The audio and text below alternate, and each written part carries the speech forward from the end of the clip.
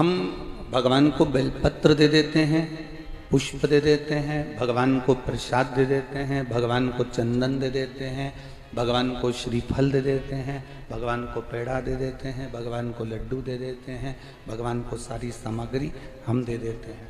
पर भगवान को हम दो चीजें नहीं दे पाते, एक ये शरीर और एक समय।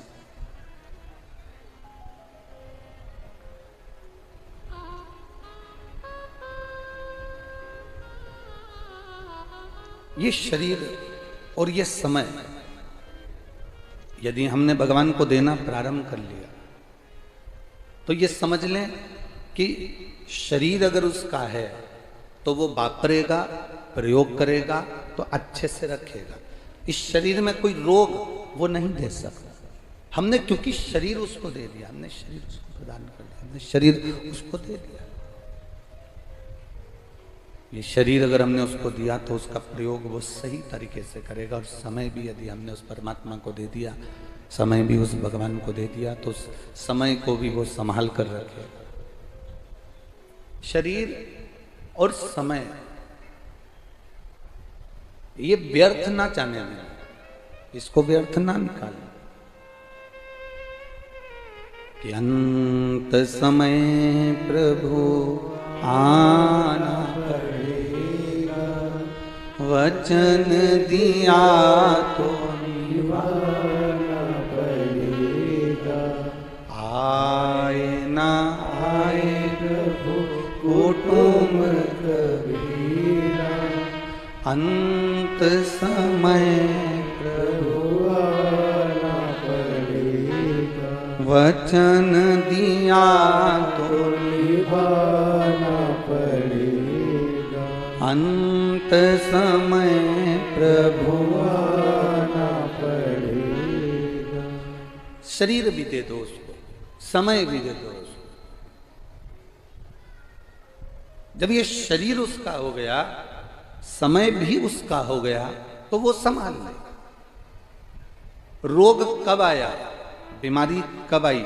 जब शरीर को आपने अपना बनाकर रखा।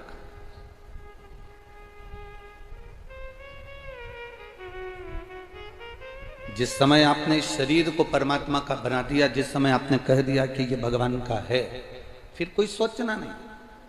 अच्छा ईमानदारी से बोलो, ये ब्रज में कुछ मंदिर ऐसे हैं जहां पर भगवान कृष्ण के मोर पंख की पूजन होती है। बोलो है कि नहीं? अरे जम के तो बोलो। आप जाएंगे तो अटल्ला चुंगी के पास में एक मंदिर है जहां पर भगवान के मोर पंख की पूजन होती है। उससे आगे बढ़ेंगे तो वहां एक मंदिर है जहां पर भगवान की बंसी की पूजन होती है।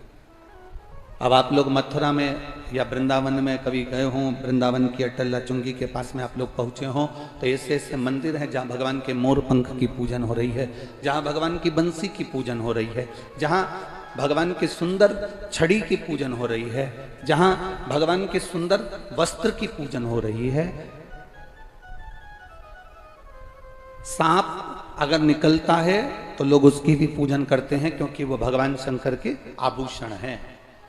डमरू मिलता है तो हम डमरू की पूजन करते हैं क्योंकि वो भगवान शंकर के हाथ में रखा हुआ है। त्रिशूल मिलता है तो त्रिशूल की पूजन करते हैं क्योंकि त्रिशूल भगवान के हाथ में है। भगवान का स्पर्श बंसी का हुआ तो बंसी पूजा गई। भगवान का स्पर्श मोरपंख का हुआ तो मोरपंख पूजा गया। भगवान का स्पर्श छड़ी का हुआ तो छड़ी पूजा गई।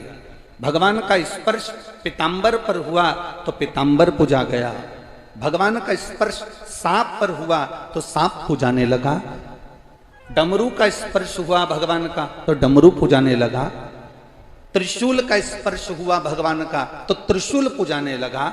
शिव महापुराण की कथा कहती है भगवान के करीब में बंसी आई तो बंसी पूजा गई। भगवान के करीब में मोर पंख आया तो मोर पंख पूजा गया। भगवान के करीब में पीतांबर आया तो पीतांबर पूजा गया। भगवान के करीब में जब मोर पंख बंसी जो जो भगवान के करीब में आया वो पूजा गया। भगवान के करीब में सांप आया, सांप पूजा गया। भगवान के करीब में डमरू आया, डमरू पूजा गया। भगवान के करीब में त्रिशूल आया, त्रिशूल पूजा गया। और भगवान के करीब में जब एक इंसान आ जाता है तो इंसान भी पूजा जाता है।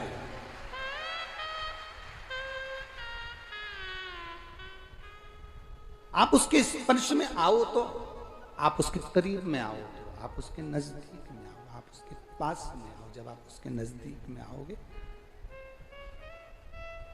जब आप उसके स्पर्श में आओगे, जब आप उसके नजदीक में पहुंचोगे, जब आप उसके पास में पहुंचोगे, उसका करीब में जब आप पहुंचोगे तो आप भी पूजा जाओगे, आपकी भी पूजन हो जाएगी।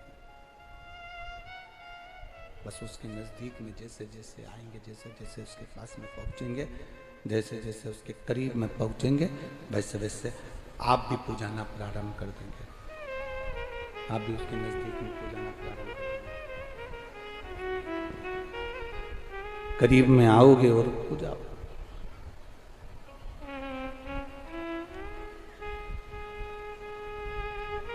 हम क्यों कहते हैं, सभी लोग मना करते हैं आप लोगों को कि शंकर भगवान के शिवलिंग का स्पर्श मत करो। बहुत बहसबाजी होती है, बड़े बड़े लोग उस टीवी पर बैठकर डिबेट करते हैं। कोई कोई यूट्यूब पर अपना अपना विचार डाल देता है, कोई फेसबुक पर, कोई इंस्टाग्राम पर अपने अपने विचार डाल देते हैं। शंकर जी का शिवलिंग छूना चाहिए, नहीं छूना चाहिए। कोई बड़े बड़े बहुत विद्वान कोई कहेगा छुओ, कोई कहेगा नहीं छुओ, कोई कहेगा ऐसा करो, कोई कहे वैसा करो। कई लोग विरोध भी करेंगे कि शंकर जी पे चढ़ा हुआ जल मत पियो, कोई कहेगा शंकर जी का शिवलिंग का स्पर्श मत करो, कोई कहेगा बेलपत्री चढ़ी हुई ना खाओ। ये आपके ऊपर निर्भर करता है। जिसने पुराण नहीं पढ़ी वो संकोच करेगा, जिसने शिव महापुराण को, लिंग पुराण को, नर्मदा पुराण को, स्कंद पुराण को जिसने दिल से एक बार भी पढ़ लिया वो कभी विचार नहीं करेगा। क्योंकि हर पुराण में, चाहे शिव पुराण हो, लिंग पुराण हो, नर्मदा पुराण हो, स्कंद पुराण हो, प्रत्येक पुराण में लिखा है कि शंकर भगवान पर चढ़े हुए जल का जो आचमन कर लेता है वो 3 तापों से दूर हो जाता है, उसके कष्ट दूर हो जाते हैं।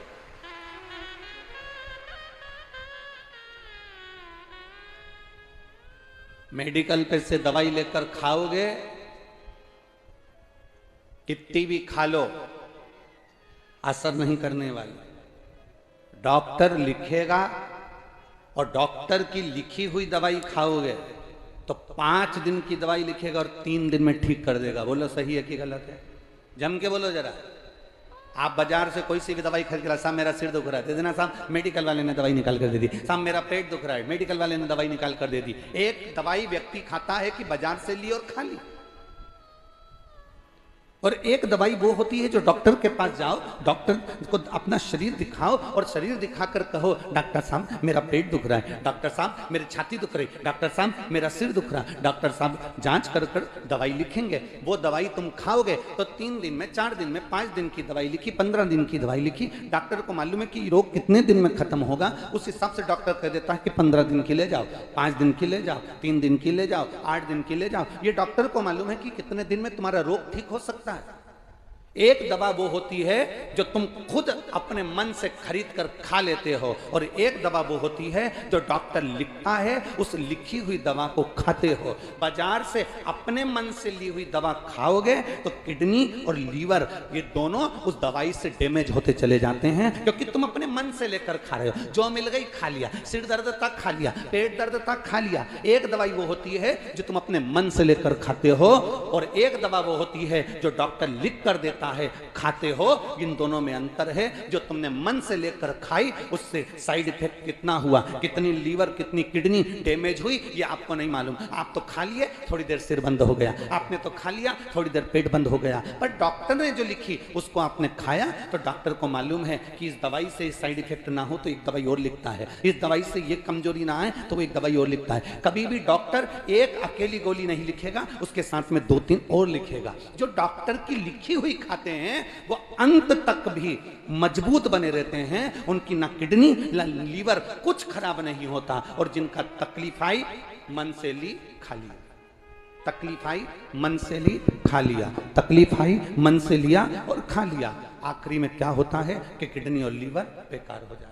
आखिरी में क्या होता है कि शरीर डैमेज हो जाता है, शरीर बेकार, फेफड़े बेकार, हार्ट बेकार। 2 दवा है, एक दवा लिखी हुई है, एक दवा मन से ली गई। बस आप भी इस कथा को अपने अंदर धारण कर कर रखना। वेद व्यास जी ने जो लिखा पुराणों में, शास्त्रों में, वेदों में जो वर्णन किया उसको पढ़कर लेओगे तो कभी भी डैमेज नहीं होगे, और ये दुनिया के कहने पर लोगे तो डैमेज हो सकते। वेदव्यास जी ने जो कहा, वेदव्यास जी ने जो लिखा, वेदव्यास जी ने जो लिख दिया इन वेदों में, इन शास्त्रों में, इन पुराणों में, वेदव्यास जी जो लिख रहा है,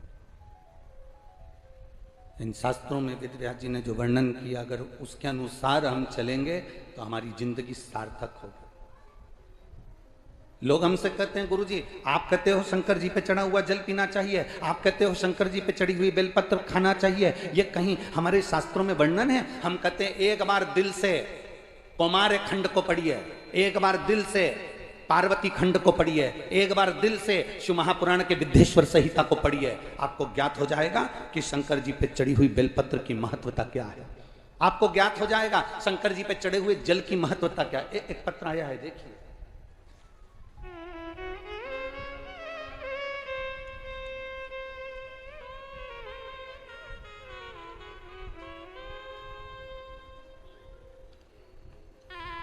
ज्योति गौतम, राजेश गौतम मथुरा से हैं, कहीं बैठे हो तो हाथ हिलाइएगा। ज्योति गौतम, राजेश गौतम मथुरा से हैं, कहीं बैठे हो तो हाथ हिलाइएगा। जहां भी बैठे हो अपने दोनों हाथ हिलाइएगा। ज्योति गौतम, राजेश गौतम मथुरा। मोबाइल नंबर ये है, तेरी कृपा बिना न हिले एक भी अणु, लेते हैं श्वास तेरी कृपा से तनु तनु। गुरुदेव, मेरा नाम ज्योति गौतम है, मेरे पति का नाम राजेश गौतम है। हमारी शादी गुरुदेव 20 साल पहले हुई थी। गुरुदेव 1 दिसंबर 2022 को 2002 को मेरी शादी हुई है। गुरुदेव 1 दिसंबर 2002 को मेरा शादी हुआ और मेरे यहाँ 20 साल से कोई औलाद नहीं थी गुरुदेव। और गुरुदेव जब शादी हुई उसके बाद से मेरा गर्भ नहीं ठहरा, ना मुझे संतान की प्राप्ति हुई। सारे मथुरा के डॉक्टर, आगरा के डॉक्टर, दिल्ली के डॉक्टर सबको दिखा लिया, पर इन 20 वर्षों में 20 साल में कोई औलाद की प्राप्ति नहीं हुई। तब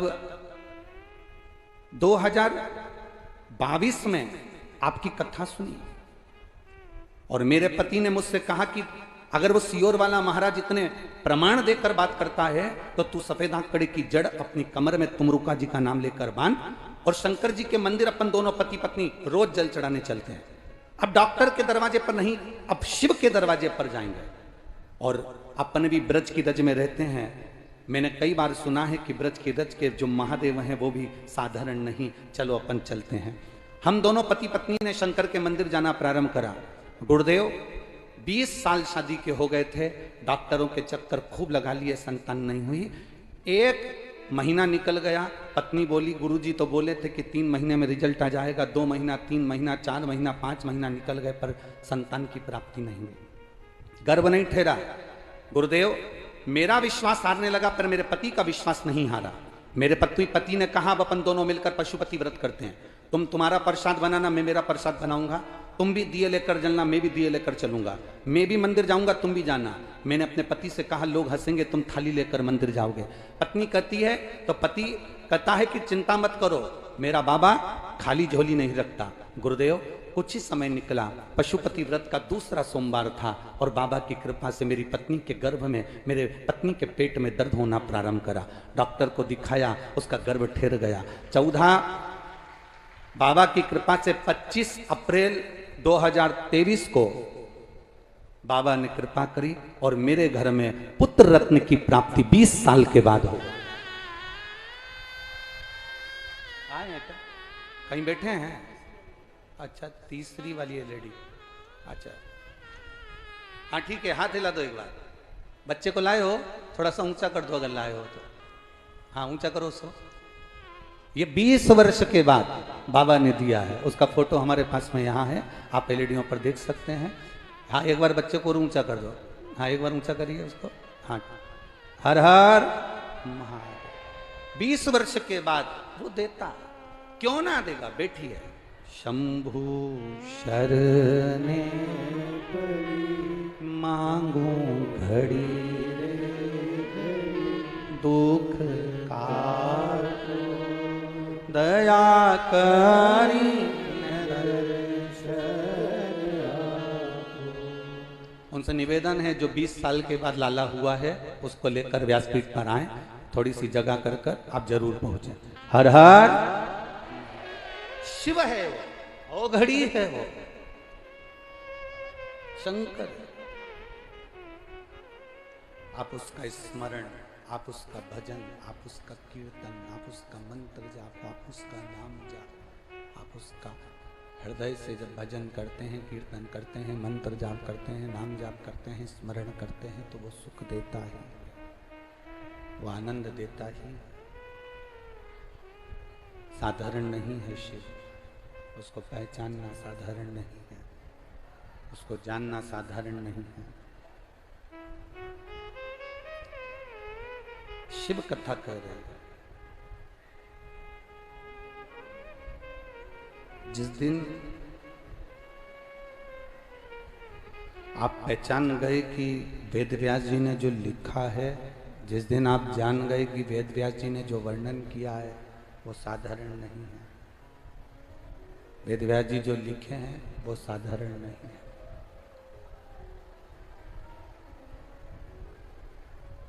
वेद व्यास जी ने जो लिखा वो साधारण नहीं है। जिसके मन में संशय हो क्या शंकर भगवान को जल चढ़ाने का फल मिल सकता है? अभी आपको कथा में कहा ये शरीर और ये समय दो शंकर जी को दे दो। क्या क्या चीज देना है? बोलो, जम के बोलो जरा। शरीर और समय। ये शरीर भी उसको दो। खुद की चीज होती है ना तो उसका लोग सही तरीके से उपयोग करते हैं।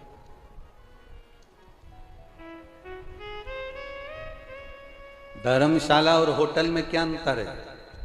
जम के बोलो जरा। धर्मशाला और होटल में क्या अंतर है? धर्मशाला में व्यक्ति जहां चलता है वहीं पान थूक देता है। धर्मशाला का प्रयोग लोग धर्मशाला के माध्यम से करते हैं और होटल का प्रयोग नहीं साहब, 2000 रुपए का रूम है, जरा सा भी कहीं इधर उधर पाए गए तुरंत 500 रुपये लिए जाएंगे, 1000 रुपये लिए जाएंगे, 2000 रुपये लिए जाएंगे। व्यक्ति को भय लगता है गलती हो गई, कोई चीज टूट गई, बेकार हो गई, 1000-2000 रुपये देना पड़ेगा, पैसा देना पड़ेगा।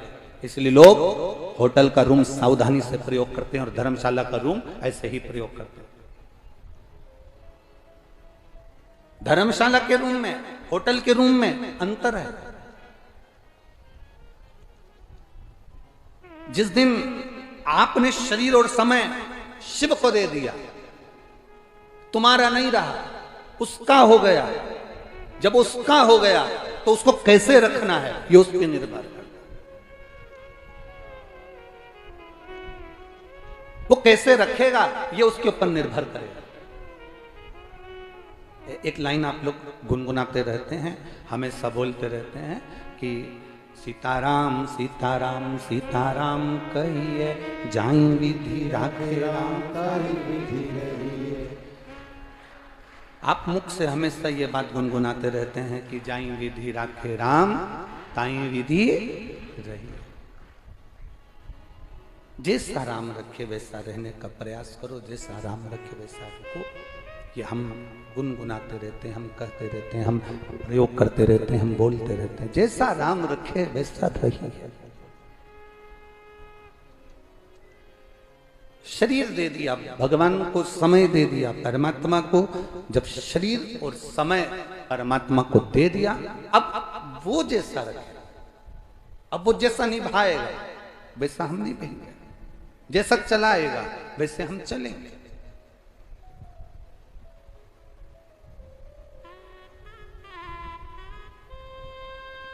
इस पंडाल में एक माँ बैठी हुई है जिसके बहुत समय के बाद तो बच्चा हुआ, और बच्चा जब गर्भ में आया तो डॉक्टर ने कह दिया उस माँ से कि तेरे बच्चे के पेट में और तेरे बच्चे के सिर में 9 mm की गठाने।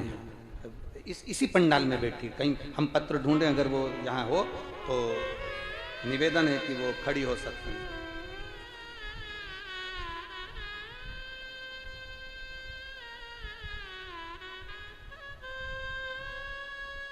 कहीं बैठी हो तो हाथ हिला सकती हैं। जिसके बच्चे के पेट में और सिर पर गठान थी, गर्भाशय में।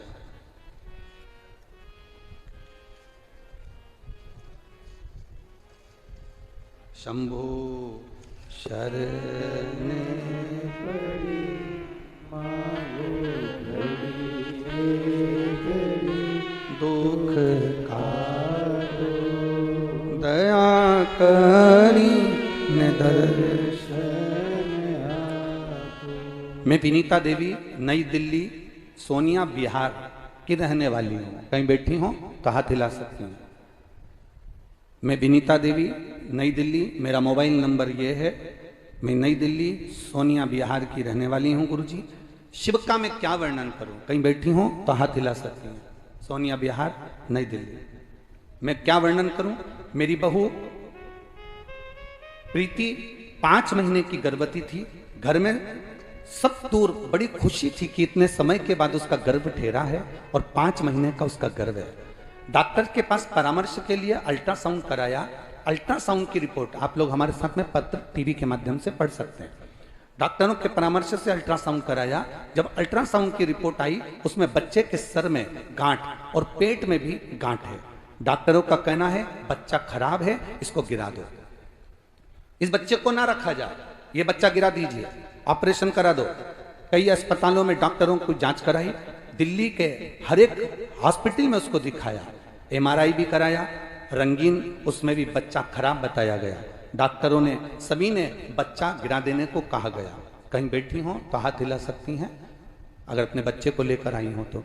बच्चा गिरा देने को कहा गया और कहा अगर इस बच्चे को नहीं गिराते हो तो तुम्हारे लिए खतरा है। गुरुदेव अब करें तो करें क्या? मैं अपनी बहू को दिखाकर अपने बच्चों के साथ वापिस आ रही थी, तभी ऑटो के अंदर एक बहन मिली। उसने कहा जीजी क्या बात है, क्यों रो रही है तुम्हारी बहू? उसने कहा मेरे बच्चा, इसके गर्भ में बड़ी मुश्किल से तो संतान आई और डॉक्टर के अनुसार इस बच्चे के सिर में भी गठान और पेट में भी गठान है, ये बच्चा गिराने को बोला है। उस महिला ने कहा तुम शंकर जी पे चढ़ी हुई एक बेलपत्र रोज चढ़ाओ और रोज इस बहू को खिलाओ।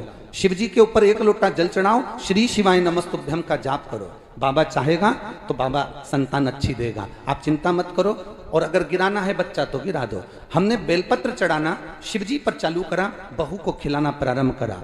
कराते कराते 7 महीने निकल गए, 8 महीने निकल गए, हमने उस बच्चे को नहीं गिराया। 8 महीने बाद हमने वापिस अल्ट्रासाउंड कराया तो डॉक्टर ने कहा इस बच्चे को ना पेट में गठान है ना सिर में गठान है। आज हम बच्चे को लेकर आए हैं, बच्चा और जच्चा दोनों ठीक हैं। ये शिव तत्व है, वो घड़ी है, ये शंभु, ये शंकर, ये शिव है। कहीं बैठी हो तो अपने बच्चे को थोड़ा सा ऊंचा कर कर दिखा सकती हैं। शिव तत्व इसी को कहते हैं, शंभु लव।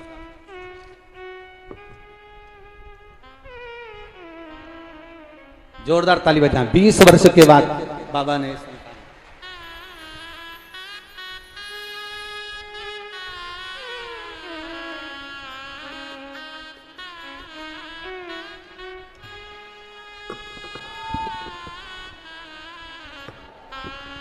ब्रज के हैं।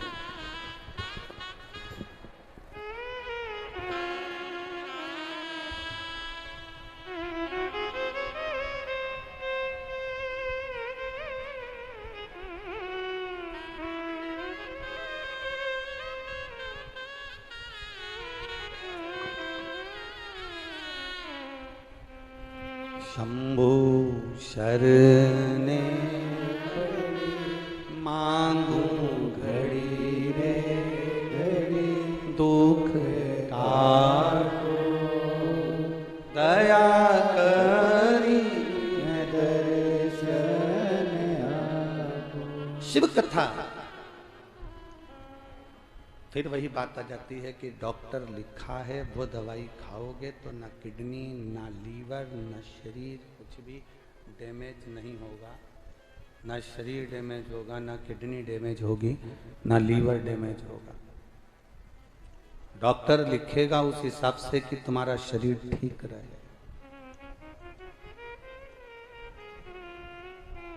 खुद के मन से खाओगे तो उसका कोई महत्व नहीं। खुद के मन से खाया तो हम उसकी महत्वता नहीं कर सकते कि उससे कोई तुम्हारे शरीर में दिक्कत होगी कि नहीं होगी। स्वयं प्रयास करा गया इस व्यासपीठ के माध्यम से। कई वर्षों से जो ये शिव महापुराण की कथा आप लोग श्रवण कर रहे हैं टीवी के माध्यम से, लोग पूछते हैं कि पंडाल में आने के बाद लोग घर जाते हैं तो बाबा ऐसा क्या कर देता है कि लोगों के पत्र व्यासपीठ पर आ जाते हैं। हम कहते हैं एक बार पंडाल में बैठकर कथा सुनकर देखो कि बाबा देता क्या क्या है। क्या देगा ये उसके ऊपर निर्भर करता है, ये उसके ऊपर जाता है कि वो क्या प्रदान करेगा, क्या देगा, कैसे देगा, ये उसके ऊपर निर्भर करता है। अंत समय प्रभु आना पड़ेगा, वचन दिया तो प्रेशर बढ़ाओ, प्रेशर बढ़ाओ। अंत समय प्रभु आना पड़ेगा, वचन दिया तो निभाना पड़ेगा। अंत समय में परमात्मा आएगा। अगर दिल से पुकारा गया है तो दिल से पुकारा गया है तो वो आएगा जरूर, ये निश्चित है। शिव कथा कह रहे हैं, बिछिया डब्बी में रखा हुआ अच्छा लगता है कि पांव की उंगली में पहना हुआ अच्छा लगता है? बोलो बोलो री जी जी, ओ ब्रज की जी जी, हाँ बोलो। बिछिया, बिछुड़ी, बिछवा डब्बी में रखा हुआ अच्छा लगेगा कि पांव की उंगली में पहना हुआ अच्छा लगेगा? पांव की उंगली में पहना हुआ अच्छा लगता है। उससे यह मालूम पड़ता है कि आप सौभाग्यवती हो, आप सौभाग्यशाली हो, सौभाग्यवती हो। आपके पांव की उंगली में वह बिछुआ पड़ा हुआ, आपकी पांव की उंगली में वह बिछुड़ी पड़ी हुई है। उससे यह मालूम पड़ता है कि आप सौभाग्यशाली हो, आप सौभाग्यवती हो। उसमें आपकी सुंदरता भी पड़ती है। वो डब्बी में अच्छा नहीं लगेगा, वो डब्बी में श्रेष्ठ नहीं लगेगा, उसमें डब्बी में उसकी सुंदरता नहीं आएगी। सुंदरता बिछुए की, बिछुड़ी की सुंदरता पांव की उंगली में। बिछुड़ी की सुंदरता पांव की उंगली में। उससे मालूम पड़ता है कि तुम सौभाग्यशाली हो, सौभाग्यवती हो। बिछुए की सुंदरता पांव की उंगली में होती है और उससे मालूम पड़ता है कि सौभाग्यवती हो। उसी तरह इस शरीर की सुंदरता घर में पड़े रहने से नहीं होती है। शरीर की सुंदरता पलंग पर पड़े रहने से नहीं होती है। तुम्हारे घर में तुम्हारा बेटा, तुम्हारे घर में तुम्हारा पति, तुम्हारे घर में तुम्हारी पत्नी, तुम्हारे घर में तुम्हारा ससुर, तुम्हारे घर में तुम्हारी सास, तुम्हारे घर में तुम्हारी बेटी, तुम्हारे घर में घर का कोई व्यक्ति पलंग पर पड़ा हुआ है और घर में पलंग पर केवल पड़ा ही रहता है। जब देखो जब पड़ा ही मिलता है तो तुम्हें अच्छा लगेगा क्या? जम के तो बोलो जरा, नहीं लगेगा। बिछुआ, बिछुड़ी डब्बी में अच्छी नहीं लगती, पांव की उंगली में अच्छी लगती है और उससे मालूम पड़ता है कि ये सौभाग्यशाली है। उसी तरह ये शरीर पलंग पर पड़ा हुआ, घर में पड़ा हुआ, दुकान पर पड़ा हुआ, चौराहे पर पान की दुकान पर खड़ा हुआ या हॉस्पिटल में पड़ा हुआ, होटलों पर पड़ा हुआ, कहीं अच्छा नहीं लगता। ये शरीर एक जगह पर अच्छा लगता है अगर वो कथा के पंडाल में पड़ा हुआ है और बैठा हुआ है तो अच्छा लगता। ये शरीर मंदिर में पड़ा हुआ है, मंदिर में खड़ा हुआ है तो अच्छा लगे।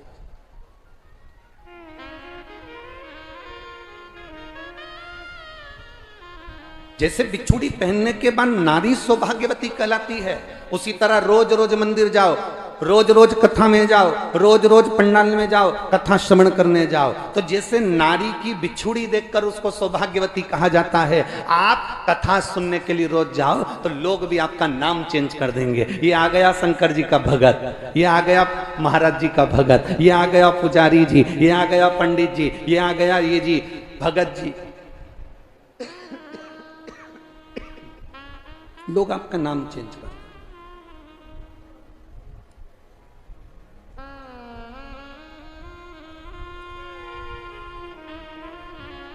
कई लोगों यहां पर भी कुछ कुछ माताएं ऐसी बैठी होंगी जो मंदिर जाती होंगी जल चढ़ाने के लिए, तो लोग उनको कही देते हैं, ये आ गई सीवर वाले महाराज की चेली। बैठी है क्या ऐसी है? तो उनको लोग कही देते हैं, ये आ गई सीवर वाले महाराज की चेली। और कई कई तो पतियों भी कह देते, देख तू बार बार सीवर वाले महाराज कुछ बता देता और तू करने बैठ जाती है। पागल मागल हो गई है क्या? पीछे आवाज नहीं है, पीछे आवाज नहीं है बाबू, इधर साइड, इधर इधर कह दे भाई उससे महाराज। अब बिछुड़ी पहन लेने पर मालूम पड़ जाता है कि आप सौभाग्यवती हो। डब्बी में बिछुड़ी अच्छी नहीं लग रही है, पांव में अच्छी लग रही है। चौराहे पर खड़े हुए आप अच्छे नहीं लग रहे हो, पलंग पर पड़े हुए आप अच्छे नहीं लग रहे हो। 24 घंटे घर के पलंग पर पड़े रहो तो अच्छे नहीं लग रहे हो। आप जब कथा के पंडाल में जाएं, शिव के द्वार पर जाएं, शंकर जी को एक लोटा जल समर्पित करने के लिए जाएं, तब समझना कि आप शंकर के हो गए। ये शरीर और समय ये तुमने शिव जी को दे दिया, अब शरीर और समय शिव का हो गया, तो वो उसको साध ले, फिर वो साध ले, उसको साध ले।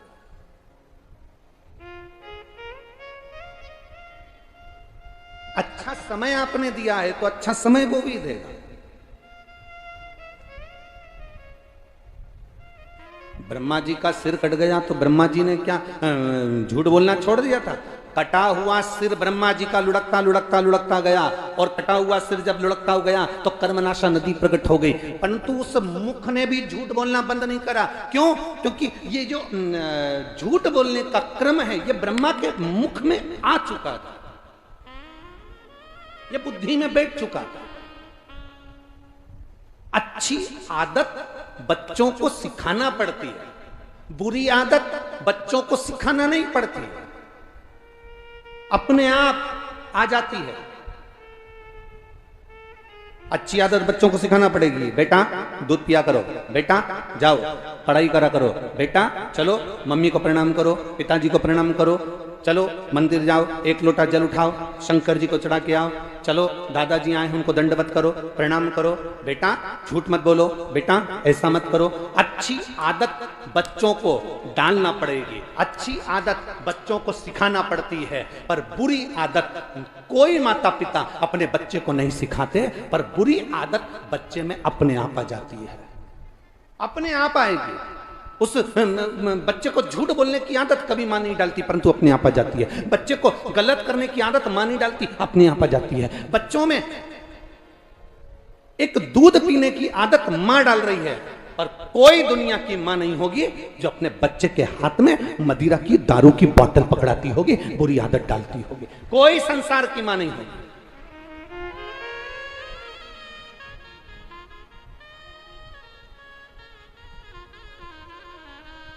कितना कितना विचित्र। अभी एक बार कहीं कथा चल रही थी और वहां पर कोई शंकर भगवान की कोई यात्रा जा रही थी। उस यात्रा में गाना बज रहा था कि भोला भांग तुम्हारी मैं घोटत घोटत हारी। वहाँ भजन वो गाड़ी में वो डीजे में गाना चल रहा था और लोग उसको नाच रहे थे और गा रहे थे। और फिर बाद में एक दूसरा कोई गाना आया कि पार्वती जी भांग घोट के शंकर जी को पिला रही हैं। अरे भैया, मेरी माता पार्वती इस पृथ्वी पर निवास करती है। मेरी माता पार्वती वो भी स्त्री है, मेरी माता पार्वती वो भी नारी है।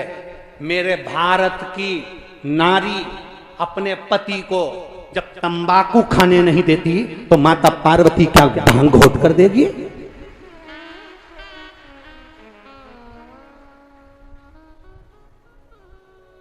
पति अगर तंबाकू भी खाता है तो अपनी पत्नी के सामने नहीं खाता, चुपचाप।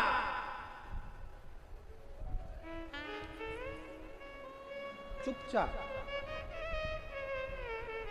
ऐसी कौन सी नारी बैठी है इस पंडाल में? ये लाखों की भीड़ है, लाखों की भीड़।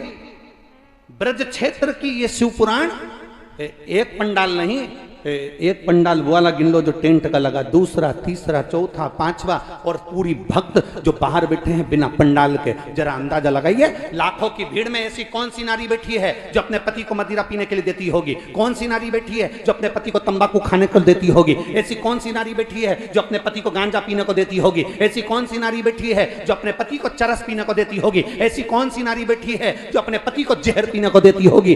भारत की भूमि पर कोई नारी अपने पति को तंबाकू नहीं देती। भारत की भूमि पर कोई नारी अपने पति को मदिरा पीने को नहीं देती। भारत की भूमि पर कोई नारी अपने पति को गांजा पीने को नहीं देती। तो मेरे पार्वती मैया भी शंकर भगवान को जहर नहीं दे सकती, ये निश्चित।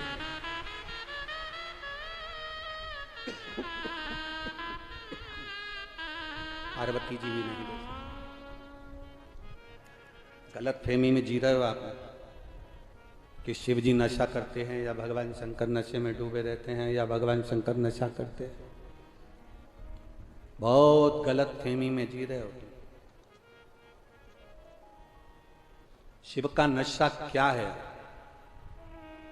काम बन के कामेश्वर महादेव के मंदिर जाना और वहां की पूरी लीला का स्मरण करना। कौन कौन गया है कामवन? कामवन के कामेश्वर महादेव का मंदिर का दर्शन किस किसने करा? जरा हाथ उठाओ। करा है आप लोगों ने? रखिए हाथ। कामवन के कामेश्वर महादेव के मंदिर का कभी दर्शन करिएगा। और कामवन के कामेश्वर महादेव का मंदिर कहता है ब्रज की रज में वनों में श्रेष्ठ कामवन, काम्य वन, जो सबसे बड़ा वन है ब्रज का सबसे बड़ा वन वही माना गया काम्य वन को। कामवन कामेश्वर महादेव का वर्णन कह रहा है।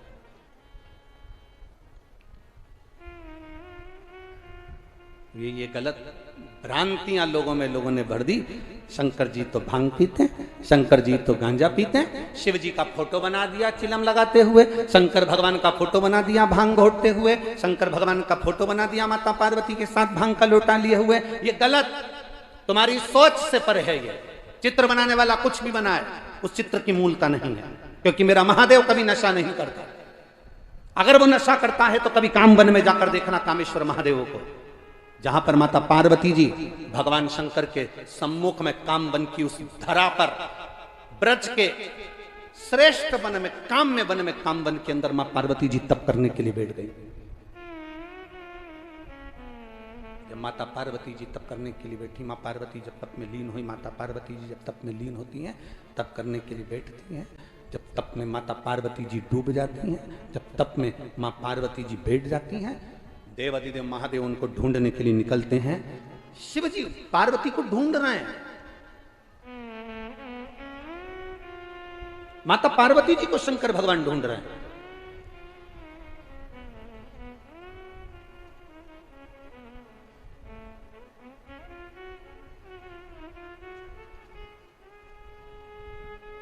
वो कहते हैं ना, हरि गोरा ढूंढ ढूंढ के हारी और नहीं मिलते त्रिपुरारी।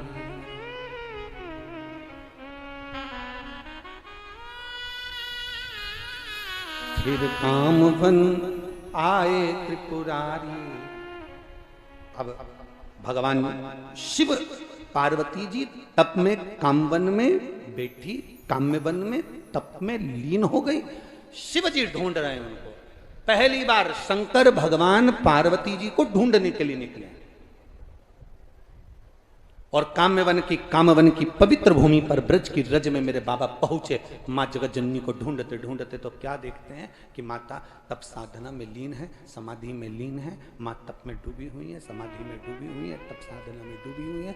माँ तप साधना में लीन बैठी हुई है। माँ ढूंढने के लिए निकली। शिव जी ने देखा पार्वती को, पूछा क्या कर रही हो? पार्वती जी बोली, प्रभु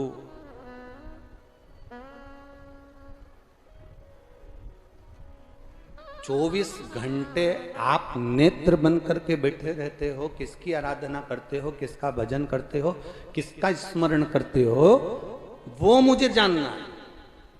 इसलिए मैं इस काम वन में आई हूं। काम वन में मेरी कामना पूरी करिए और मुझे बताओ कि आप किसकी अर्चना कर रहे हो, किसका भजन कर रहे हो। शंकर भगवान बोले, इतनी सी बात पूछने के लिए तुझे काम वन में आने की जरूरत क्या थी? नहीं, मेरी कामना है जो आपको पूरी करना पड़ेगी। शिव जी ने कहा, इस ब्रज के जो आदिष्ट देव हैं भगवान कृष्ण, उनकी मैं आराधना करता हूं और कृष्ण मेरी भक्ति में और मैं कृष्ण की भक्ति में डूबा रहता हूं। पर प्रभु, कृष्ण तो राधा का भी स्मरण करते हैं और राधा कृष्ण का स्मरण करती हैं। कृष्ण राधा का स्मरण करते हैं और राधा कृष्ण का स्मरण करती हैं। मुझे केवल इतना सा जानना है कि वो राधा तत्व है क्या? वो राधा है क्या? अब जरा ध्यान देना। दुनिया के लोग कहते हैं शंकर नशा करते हैं, शिव नशे में डूबे रहते हैं। शंकर भांग का नशा, गांजे का नशा करते हैं। दुनिया के लोग भ्रम में जी रहे हैं।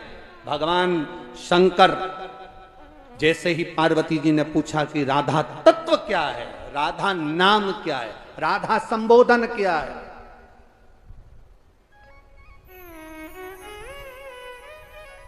शिव कुछ देर मौन होकर बैठ गए और भगवान कृष्ण की भक्ति में डूब गए। फिर पार्वती जी ने स्पर्श कर शंकर भगवान को हिलाया। मैं आपसे पूछ रही हूं, राधा है कौन? राधा तत्व क्या है? राधा संबोधन क्या है? तब भगवान शंकर कहते हैं, राधा का गुणगान तो शंकर कहते हैं मैं नहीं कर सकता। तो तुम नहीं कर सकते तो फिर कौन करेगा? शंकर भगवान कहते हैं कि मेरे दिल में जो कृष्ण बसा है, उस कृष्ण को मैं राधा का गुणगान करने के लिए आमंत्रित करता हूं। मेरे दिल में जो कृष्ण बसा है, मेरे हृदय में जो श्याम बसा है, मेरे हृदय में जो कान्हा बसा है, वो गुणगान करेगा।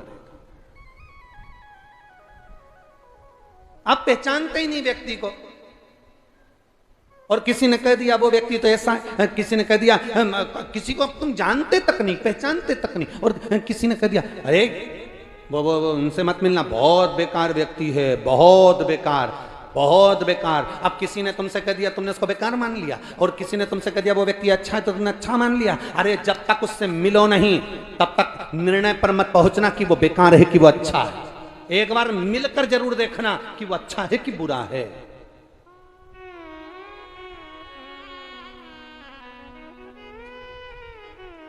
शिव कह रहे हैं राधा नाम रस है, राधा नाम औषधि है। जैसे ही शिव के मुख से निकला राधा औषधि है, हां राधा औषधि है। कैसे कह सकते हो आपकी राधा औषधि है? तब देवादिदेव महादेव ने कहा, सुनो गौरा, सुनो ए पार्वती, ब्रज रज में जब से भगवान कृष्ण जन्मे, ब्रज रज में जब से मेरे कान्हा प्रकट हुए, तब से ब्रज की रज में कोई बीमारी नहीं हुआ, कोई दुख ही नहीं हुआ, कोई रोग नहीं आया। जब तक कृष्ण ब्रज की रज में जन्मे, जब तक कृष्ण का जन्म नहीं हुआ था, तब तक रोग थे, बीमारी थी, दुख था, तकलीफ थी। पर भगवान कृष्ण के जन्म लेने के बाद, भगवान कृष्ण के ब्रज रज में प्रकट होने के बाद कोई रोग नहीं, कोई बीमारी नहीं, कोई दुख नहीं था। क्यों? क्या ब्रज की रज में कन्हैया के जन्म के बाद कोई बीमार नहीं हुआ? भगवान शंकर कहते थे बीमार भी होता था ना तो लोग कृष्ण को बुला लेते थे। फिर कृष्ण क्या करते थे तो कहा कृष्ण जो बीमार होता था ना उसके कानों में कुछ कहकर चले जाते थे, और जो बीमार होता था वो 1 सेकंड में उठकर खड़ा हो जाता था। ये कृष्ण की वाणी थी।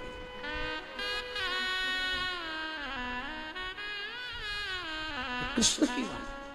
काम बन के कामेश्वर महादेव मां पार्वती जी को व्याख्यान कर रहे हैं राधा का।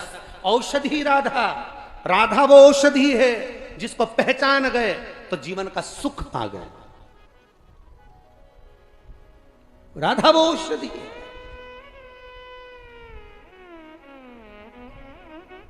अरे दुनिया के लोग हंसते हैं, अष्टमी के दिन रात्रि के समय पर राधा कुंड का स्नान करने पर क्या संतान की प्राप्ति हो जाती? यहां एक नियम होगा है कि राधा कुंड का स्नान अष्टमी को हुआ करता है। ऐसा नियम क्यों? वो औषधि है राधा, संबोधन राधा का औषधि तत्व है।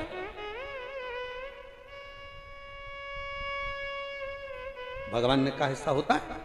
पार्वती जी बोली ऐसा होता है? हाँ। एक लीला सुनाई भगवान शंकर ने। एक ब्रज में बूढ़ी माँ रहती थी, बुजुर्ग थी, वो बुजुर्ग थी, बूढ़ी थी। गांव में कोई भी महिला बीमार पड़ी, कोई बच्चा बीमार पड़ा, कोई पुरुष बीमार पड़ा तो इस बूढ़ी माँ को बुलाते थे। ये बूढ़ी माँ उसका इलाज कर देती थी। इसकी बहुत सत्ता थी। पूरे ब्रज में इस बूढ़ी माँ को लोग पूछते थे। बूढ़ी माँ आई और हाथ फेरा, ठीक कर दिया। बूढ़ी माँ का बड़ा वर्चस्व था। पर बूढ़ी माँ की सत्ता भी कब तक चली? जब तक कृष्ण का जन्म नहीं हुआ, भगवान कृष्ण प्रकट नहीं हुए। इसके बाद जब भगवान कृष्ण प्रकट हो गए, भगवान कृष्ण का जन्म हो गया, उसके बाद बूढ़ी मां की सत्ता भी नहीं चली। बहुत सावधानी से सुनना रे ब्रजवासियों। कई लोग कह देते हैं ब्रज में रहने वाले को डरने की जरूरत नहीं। ब्रज में रहने वाला कभी मुख से यह मत कहना कि किसी ने तुम्हारे ऊपर टोना कर दिया। ब्रज में रहने वाला कभी मत कहना कि तुम्हारे ऊपर किसी ने चौकी बिठा दी।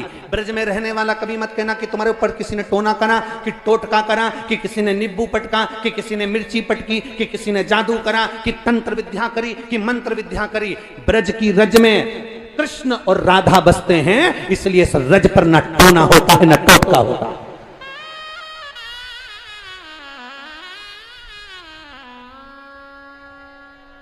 पूरी दुनिया का क्षेत्रपाल, पूरी दुनिया का कोतवाल।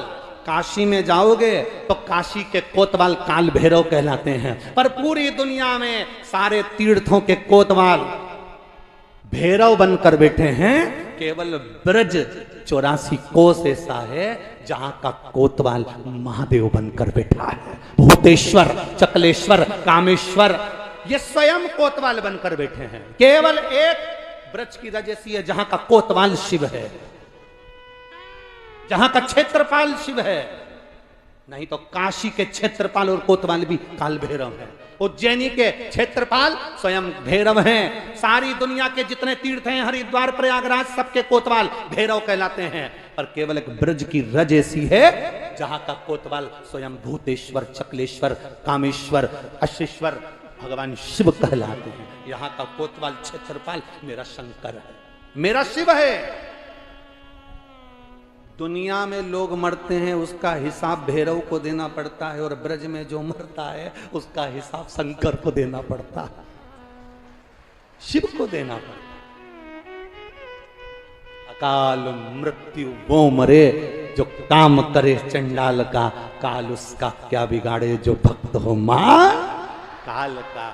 ब्रज में सारी दुनिया में मरोगे उसका हिसाब भैरव देगा, पर ब्रज 84 कोस में कोई मर भी गया, प्राण छूट भी गए, तो उसका हिसाब शंकर जी को, भूतेश्वर को देना पड़ता है। मथुरा में विराजमान भूतेश्वर उसका हिसाब देते हैं। गोवर्धन परिक्रमा में चलते चलते ब्रजरज में कोई चले गया तो चकलेश्वर हिसाब देते हैं। वन क्षेत्र में कोई मर गया तो कामेश्वर, अश्वेश्वर हिसाब देते हैं। जी ये हिसाब देने के लिए बैठे हैं कि इनका हिसाब देना पड़ेगा।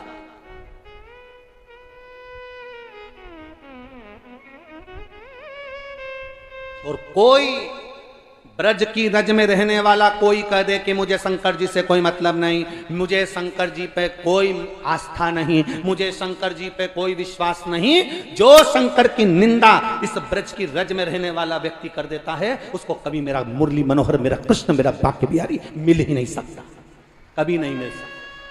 वो जिंदगी भर जपता रहे भले, जिंदगी भर कितनी माला जप ले तो मेरा कृष्ण और राधा नहीं मिल सकते, अगर उसने शंकर का गुणगान नहीं किया तो, शिव का स्मरण नहीं किया तो। जप ले।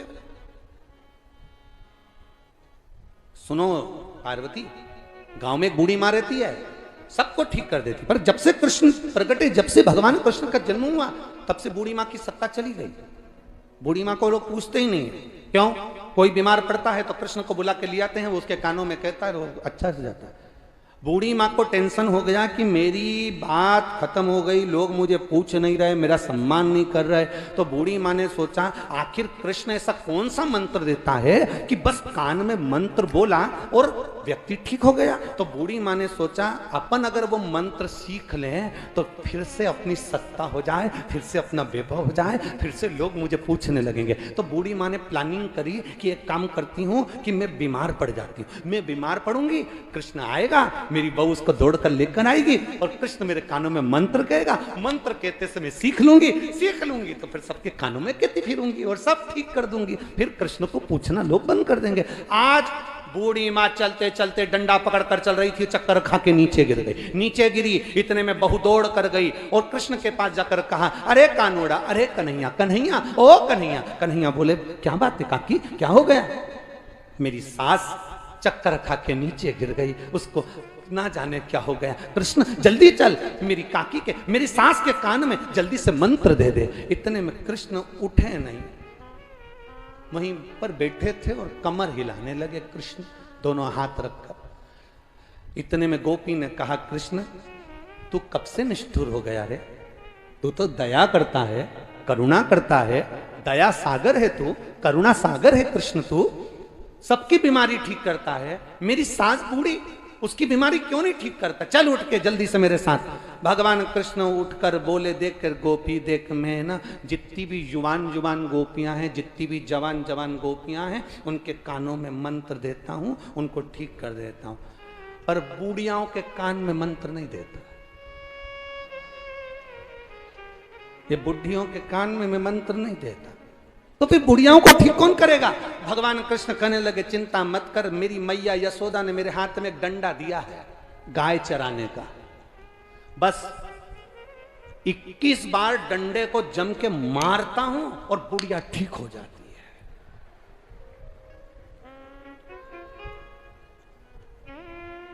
इतने में गोपी ने कहा, कुछ भी कर पर मेरी सास को ठीक कर दे, ले चल डंडा।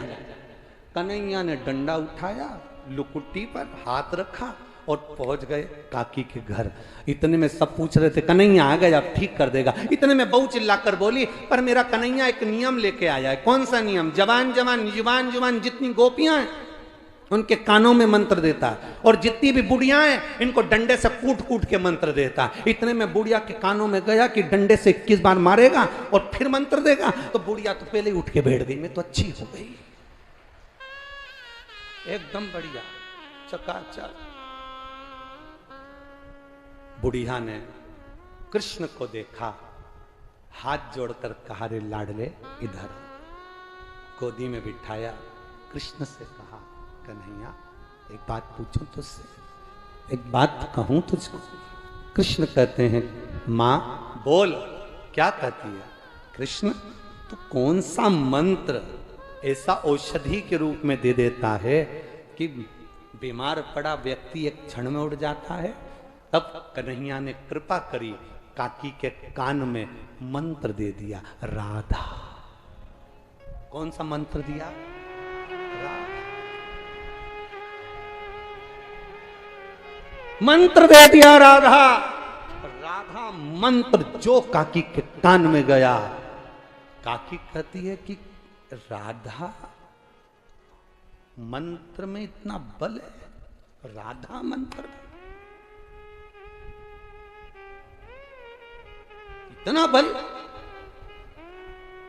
शिव कह रहे हैं पार्वती जी से, राधा औषधि है।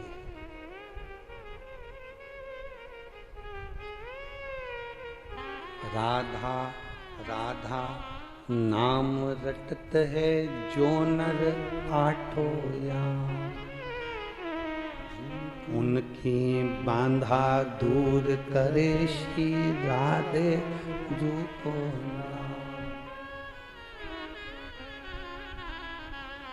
राधा नाम में सफल जिंदगानी लागे, जिंदगानी लागे मने प्यारो प्यारो जमुना जीरो पानी लागे।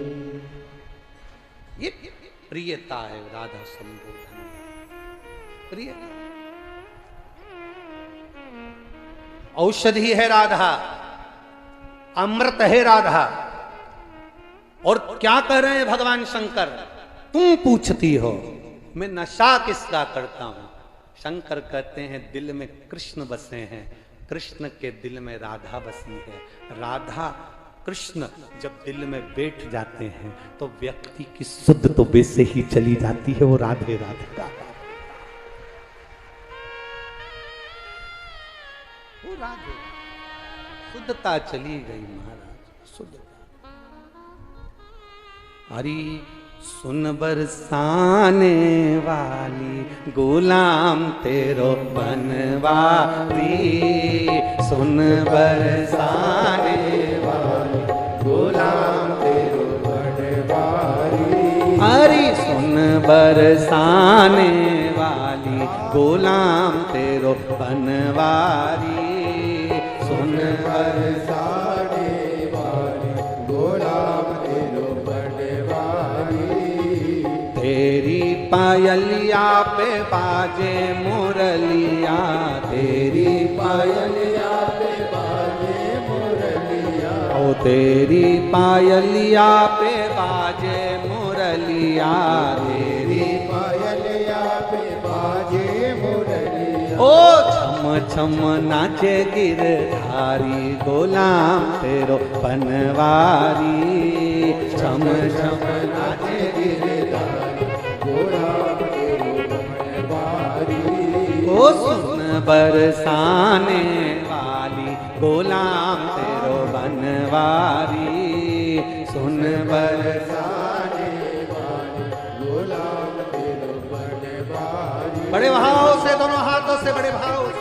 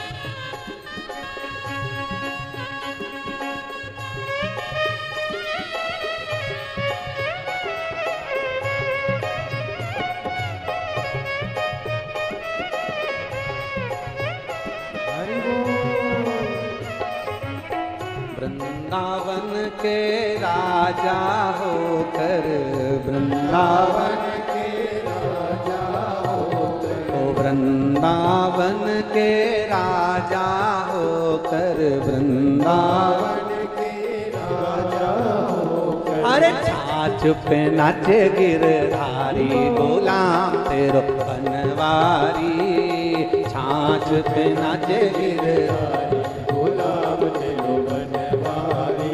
हरी सुन बरसाने वाली गुलाम तेरो बनवारी, सुन बरसाने वाली गुलाम तेरो बनवारी।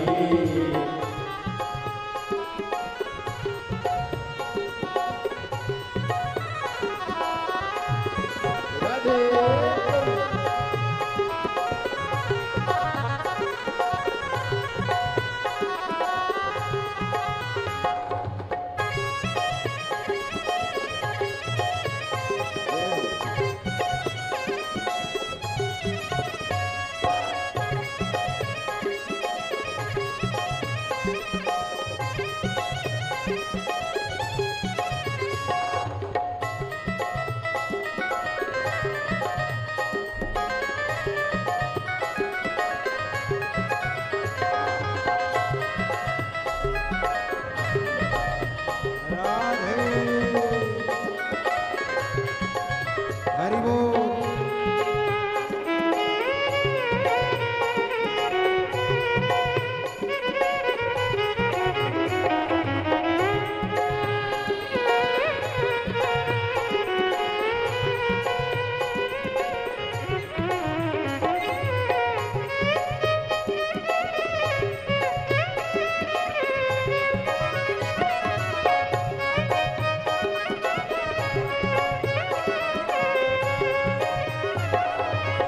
वृंदावन की कुंद गलिन में, वृंदावन की कुंद गलिन में, ओ वृंदावन की कुंद गलिन में, वृंदावन की कुंद गलिन में, परी रास रचोरे गिरधारी गुलाम तेरो बनवारी, रास रचो गिरधारी गुलाम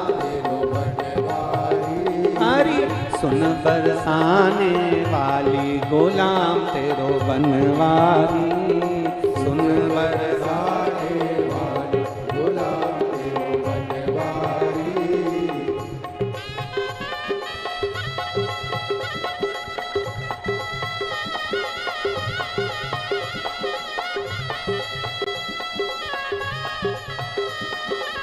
दुनिया का सबसे बड़ा पाप है अपने समय को व्यर्थ गंवाना।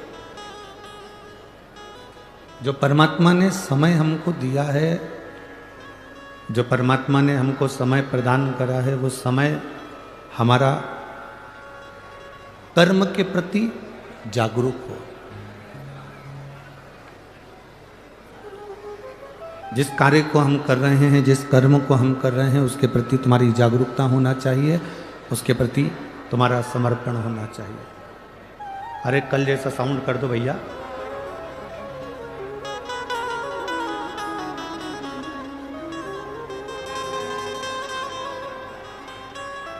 तुम्हारा समर्पण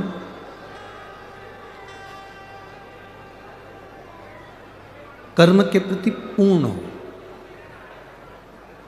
शिव महापुराण की कथा कहती है कि दुनिया का सबसे बड़ा पाप अगर कोई है तो अपने समय को व्यर्थ गंवाना।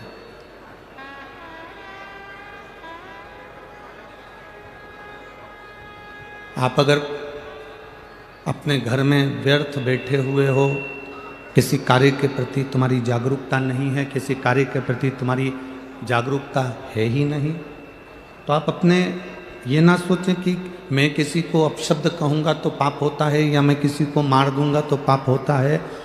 एक पाप ये भी होता है कि हम अपने समय का सदुपयोग ना करें, ये भी पाप है।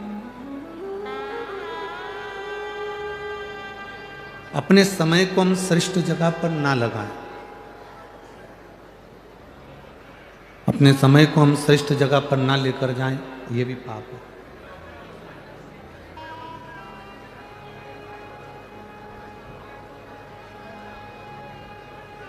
इक्कीस 21,600 श्वास में से सर्वश्रेष्ठ श्वास, सबसे अच्छी श्वास, 21,600 श्वास में से सर्वश्रेष्ठ श्वास अगर कोई होती है तो वो कौन सी होती है?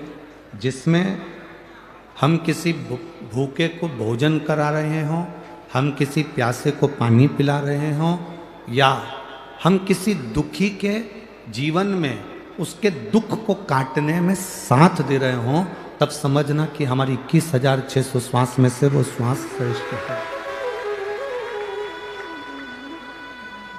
तब जानकर रखें कि हमारी उन समय की अवस्था में वो हमारी श्रेष्ठता है, उन श्वासों में हमारी सर्वश्रेष्ठता है।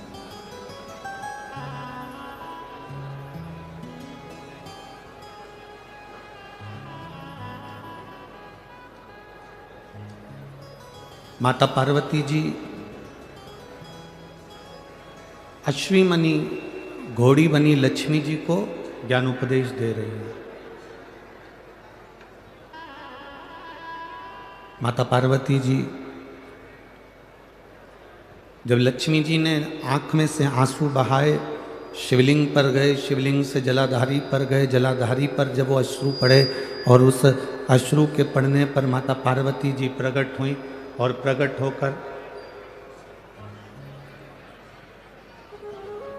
होकर माता पार्वती जी जब सम्मुख में आई, माता पार्वती जब सामने आई तो उन्होंने लक्ष्मी जी को समझाया। माता लक्ष्मी से कहा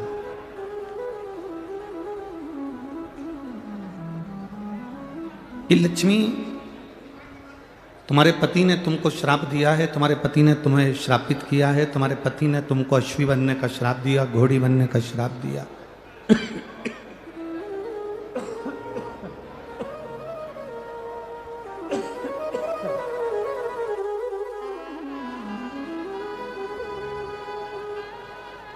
तुम्हें घोड़ी बनने का श्राप दिया, अश्वी बनने का श्राप दिया।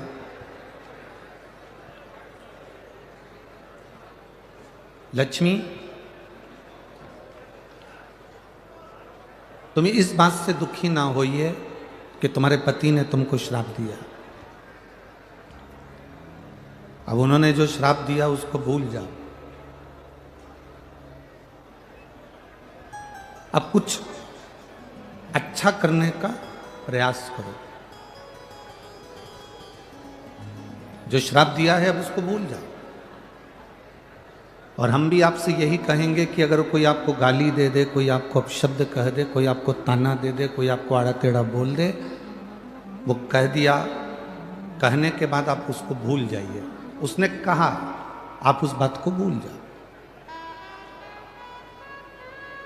अब बहुत दिन तक अपने बुद्धि में लेकर बैठ जाना, बहुत दिन तक अपनी चित्तवृत्ति में लेकर बैठ जाना कि उसने मेरा अपमान करा है, उसने मुझे गाली दी, उसने मुझे अपशब्द कहा, उसने मुझे आड़ा टेढ़ा कहा, उसने मुझे आड़ा टेढ़ा बोल दिया। बार बार अपनी बुद्धि में उसको घुमाना, अपनी चित्तवृत्ति में लेकर आना, ये श्रेष्ठ नहीं है।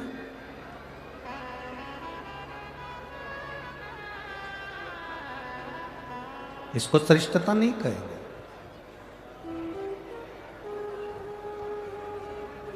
कुछ गलत हो गया, उसे भूल जाइए।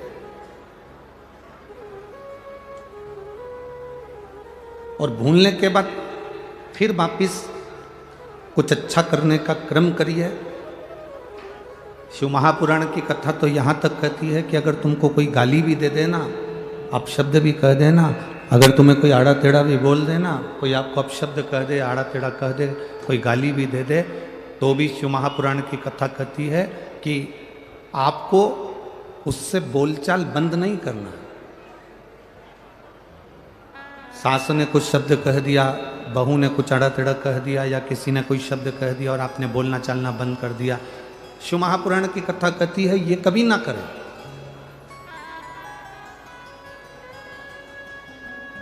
किसी ने अपशब्द भी कहा है, किसी ने आड़ा टेढ़ा भी अगर बोला है, किसी ने अपशब्द भी कह दिया, ताने भी दे दिए, गाली भी दे दी, हमको बोलना बंद नहीं करना है, बल्कि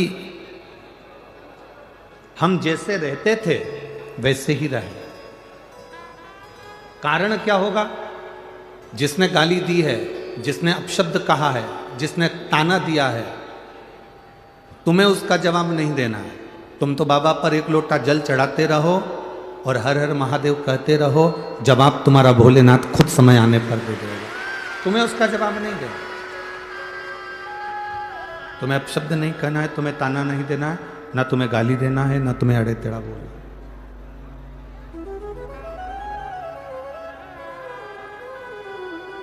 तुम तो अपना जो कर्म है, अपने कर्म में लीन रहिए, कर्म में लगे रहिए, अपने कर्म में लगे रहो, अपने कर्म में लीन रहो, बाकी का वो देख ले।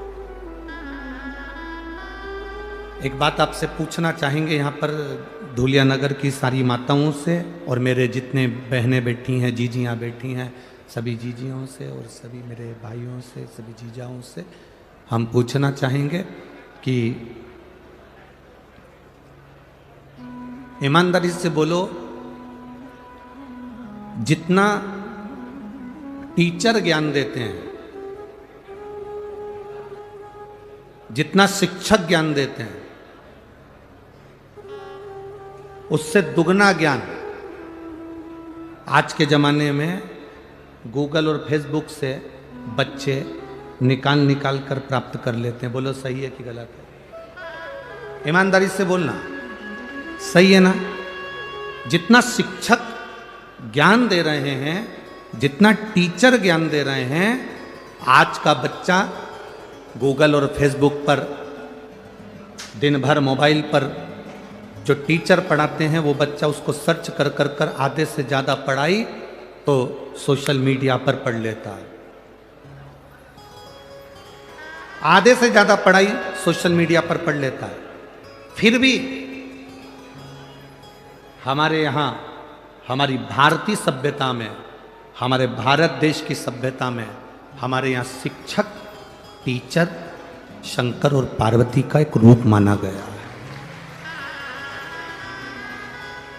हमारे यहाँ का टीचर, हमारे यहाँ का शिक्षक शिव पार्वती का एक स्वरूप माना गया।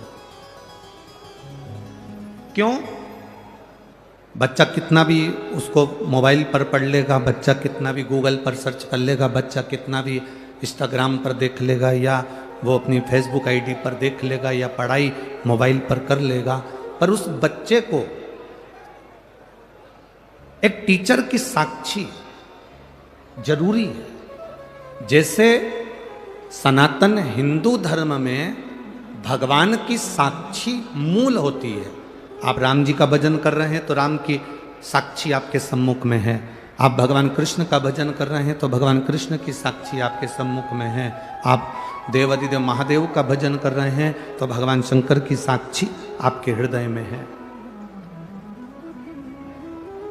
केवल एक सनातन धर्म ऐसा धर्म है, केवल एक सनातन धर्म ऐसा धर्म है जिस धर्म के अंतर्गत आप जिस देवता का स्मरण करते हो उसका प्रतिबिंब आपके मन में, आपके हृदय में और आपकी दृष्टि में रहता है। बाकी के किसी धर्म में आप उसका प्रतिबिंब नजर नहीं कर सकते।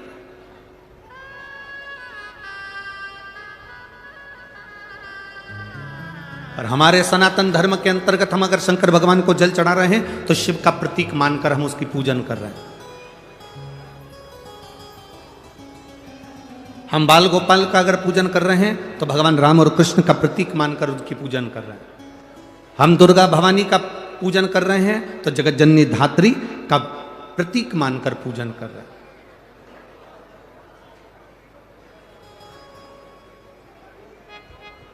एक शिक्षक, भले बच्चा कितना भी मोबाइल पर पढ़ ले, भले बच्चा कितना भी गूगल पर सर्च कर ले, भले बच्चा कितना भी अपने इंस्टाग्राम आदि जितनी भी विद्या केंद्रित हैं सोशल मीडिया पर, उन सब पर बच्चा कितनी भी पढ़ाई कर ले, फिर भी एक शिक्षक का होना, एक टीचर का होना बहुत जरूरी है। क्योंकि वो टीचर साक्षी का प्रतीक होता है कि तुमने जो विद्या अध्ययन करा, तुमने जो पढ़ाई करी, तुमने जो ग्रहण करा, उसमें एक टीचर की साक्षी है,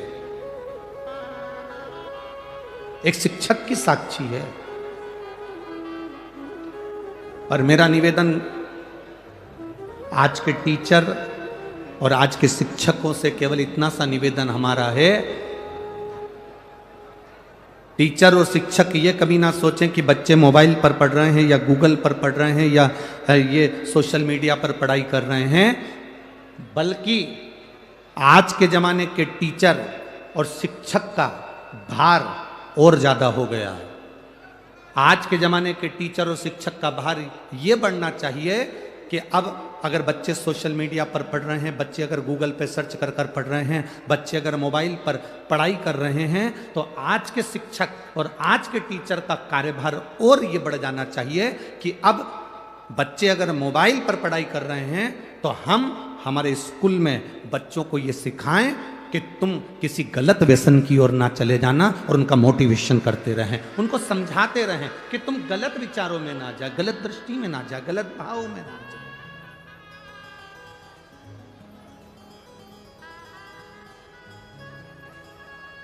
आज बच्चों को सबसे बड़ी जरूरत है उनको समझाने की।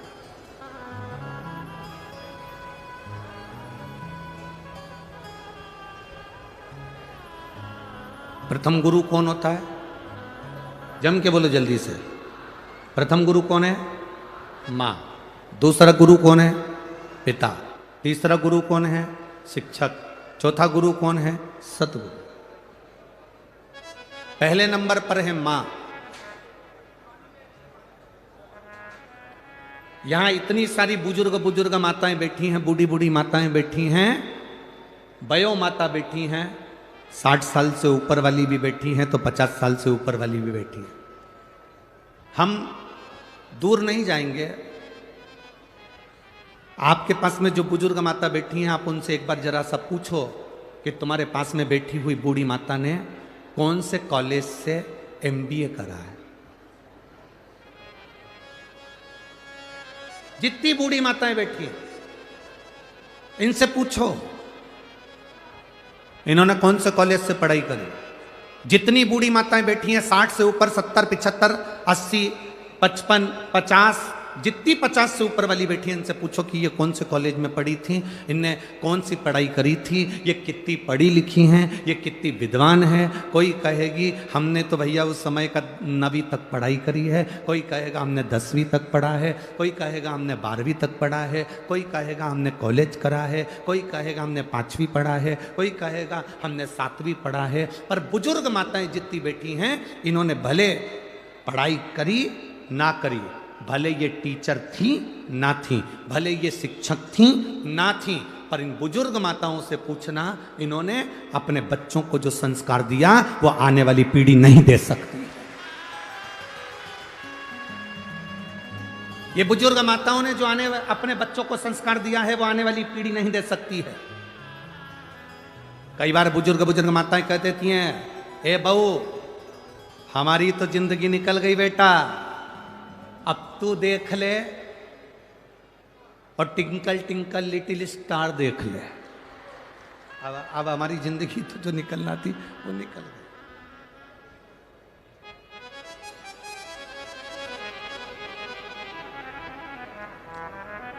इन बुजुर्ग माताओं ने जो अपने बच्चों को संस्कार दिया, इन बुजुर्ग माताओं ने जो अपने बच्चों को ज्ञान दिया कि बच्चे अपनी माता का आज भी आदर कर रहे हैं। बोलो सही है कि गलत है? बच्चे अपनी बूढ़ी माँ का, घर में दादी का, घर में दादाजी का, घर में बुजुर्ग पिता का आदर कर रहे हैं। जो बूढ़ी माँ ने ना तो पढ़ाई करी, ना कॉलेज गई, ना स्कूल गई, ना कहीं पढ़ने गई, उसके बाद भी अपने बच्चों को उसने संस्कार इतने अच्छे दिए कि आज उसका बुढ़ापा सही निकल रहा है और आने वाली पीढ़ी क्या संस्कार प्राप्त कर रही है और कैसे संस्कार उसको मिल रहे हैं ये आप अच्छे से जानते हो। आज के समय में जरा सा बच्चा अगर मोबाइल देख रहा हो ना, उस समय पर बच्चे को तुम काम बता दो, उतनी देर में तुम बच्चे का मुंह देख लेना।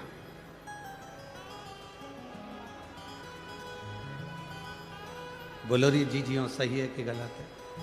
इतना सा बच्चा, एक जरा से बच्चों को माताएं हमारे पास में लाती हैं या किसी गुरुजी के पास में जाकर कहती हैं ये बहुत चिड़चिड़ करता गुरुजी, ये ध्यान नहीं देता गुरुजी। छोटे छोटे से बच्चे को देखकर माताएं कहती हैं ये बहुत गुस्सा करता है गुरुजी।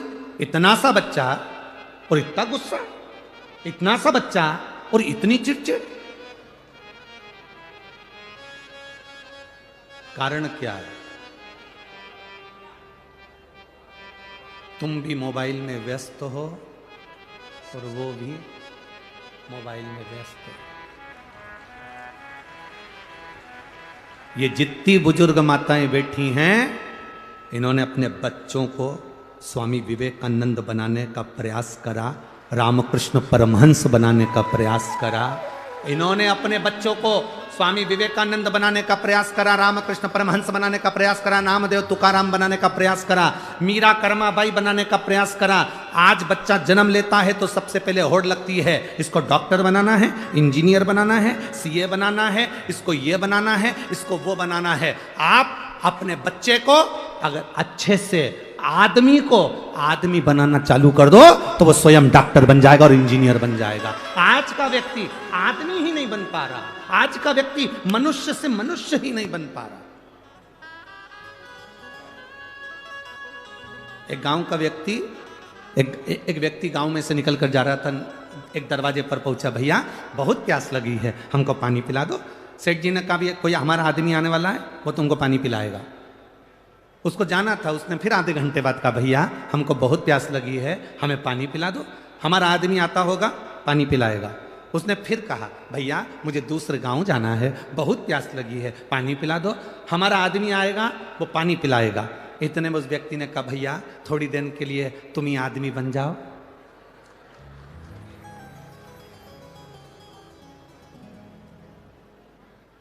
हम स्वयं आदमी नहीं बन रहे, हम स्वयं मनुष्य नहीं बन रहे। आज के जमाने में व्यक्ति को नेता बनना है, कलेक्टर बनना है, एसपी बनना है, डायरेक्टर बनना है, बहुत कुछ बनना है, पर आदमी नहीं बन पा रहा। पड़ोस में कोई भूखा सो रहा है, पड़ोस में और कोई भूखा सो रहा है, परिवार में कोई दुखी है और हम बहुत दूर जाकर भंडारा करें, मेरा बाबा कभी प्रसन्न नहीं होता। बाबा कहता है पहले अपने घर के व्यक्ति को देखो, मेरा बाबा कहता है पहले अपने परिवार के व्यक्ति को देखो कि उसको दुख तो नहीं है, उसको तकलीफ तो नहीं है, उसको कष्ट तो नहीं है। पहले आप अपने पास वालों को देखिए, अपने नजदीक वालों को देखिए, अपने करीब वालों को देखिए, इनको दुख तो नहीं है।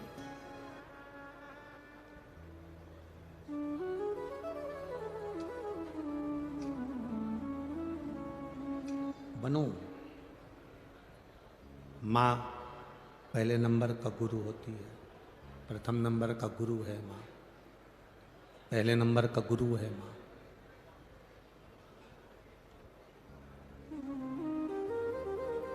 विदेश में रहने वाला एक छोटा सा बालक था जिसका नाम था थॉमस। क्या नाम था? जम के बोलो जरा। थॉमस, छोटा सा बालक।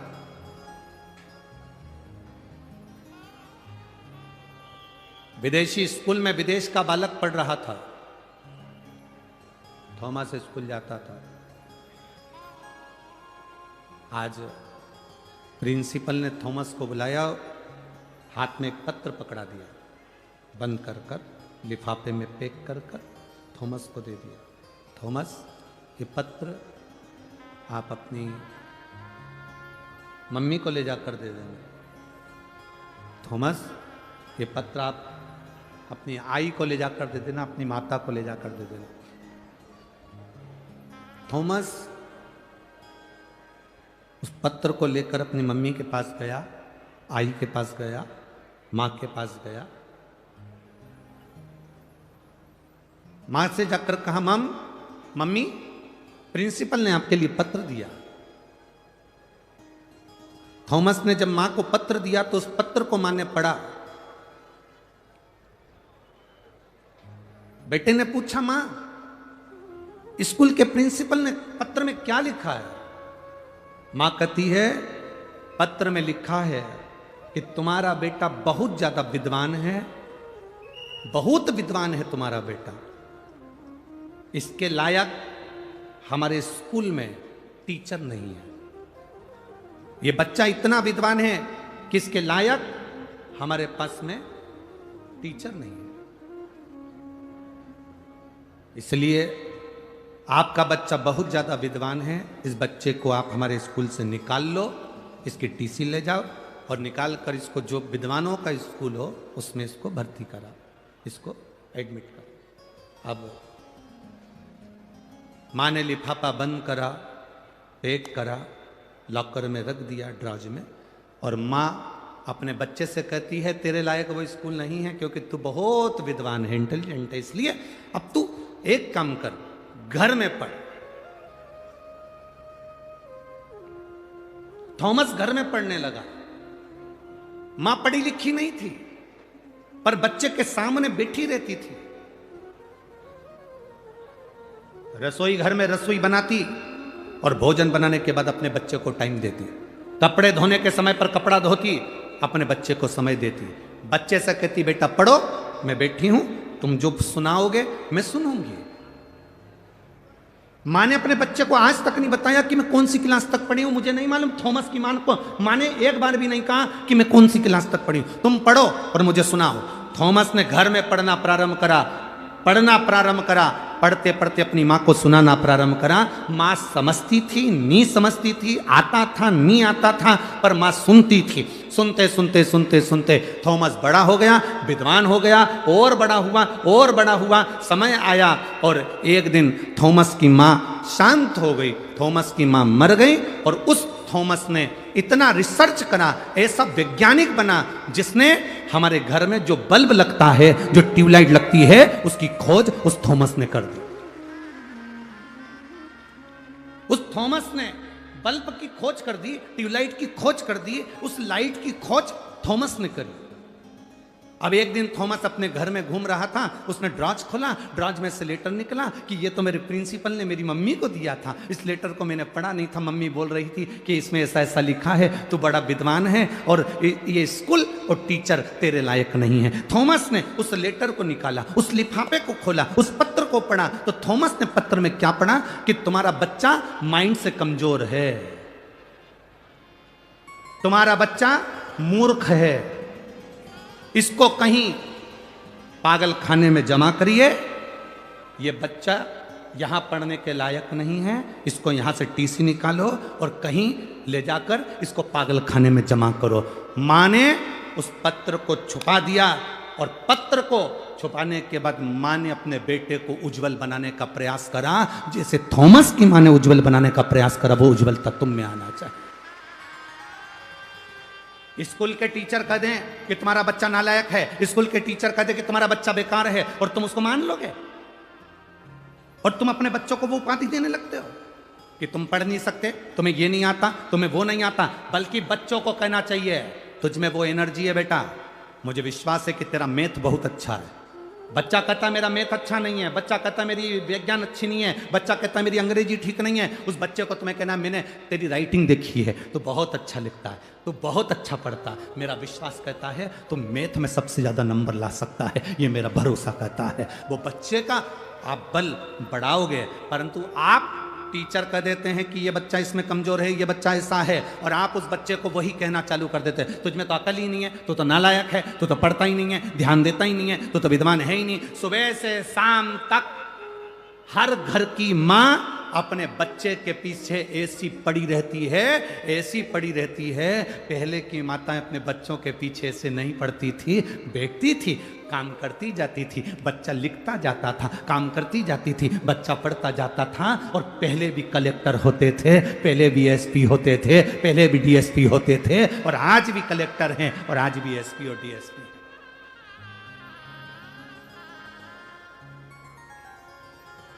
हम बच्चों को विद्या थोपे नहीं, हमने अपने बच्चों को विद्या थोप दी। पहले की माताएं विद्या थोपती नहीं थी, उसको अंदर तक प्रदान करती थी, अंदर तक प्रदान करती थी। हम क्या दे रहे हैं अपने बच्चों को? सुबह से उठती हैं माताएं और चिल्लाना चालू कर देती हैं, तैयार हो जाओ, स्कूल की वैन आने वाली है, गाड़ी आने वाली है। पहले सुबेरे सुबेरे से आवाज आती थी, हरे राम राम राम हरे हरे, हरे कृष्णा। अब सुबह से आवाज आती, उठना।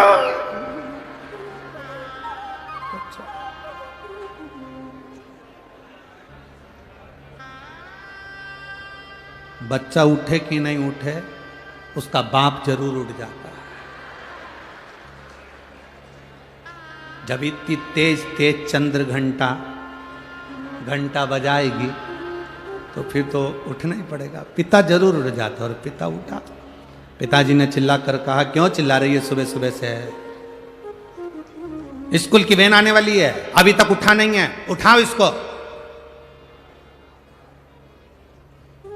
पहुंच गई रसोई घर में,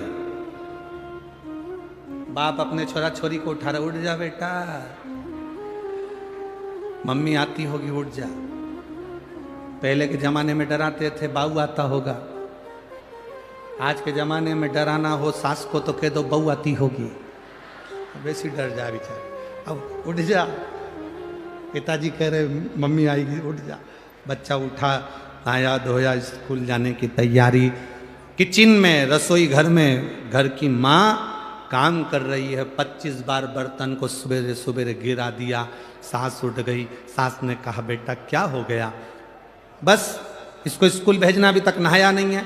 इतने में माँ ने कह दिया, मैं टिफिन बना देती हूँ बेटी, तू एक काम कर, उसको तैयार कर दे। क्योंकि ये तो चाहती यही थी कि डोकरी उठे, चाहती उठी, बनाया टिफिन। बच्चा जब वैन में बैठता है, गाड़ी में बैठता है, हाथ हिला के बैठता है और हाथ जोड़ के बैठता है। पीछा छूटा दोपहर के 2 बजे।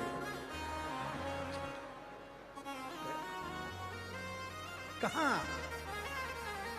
बच्चों को विद्या थोपना नहीं है, बच्चों को विद्या ग्रहण करने का एक तरीका उसकी जिंदगी में लाकर छोड़ना है।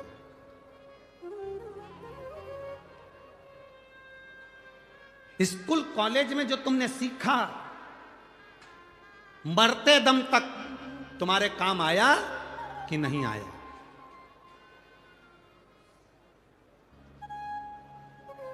साइन थीटा, कॉस थीटा तुम्हारे काम आया कि नहीं आया?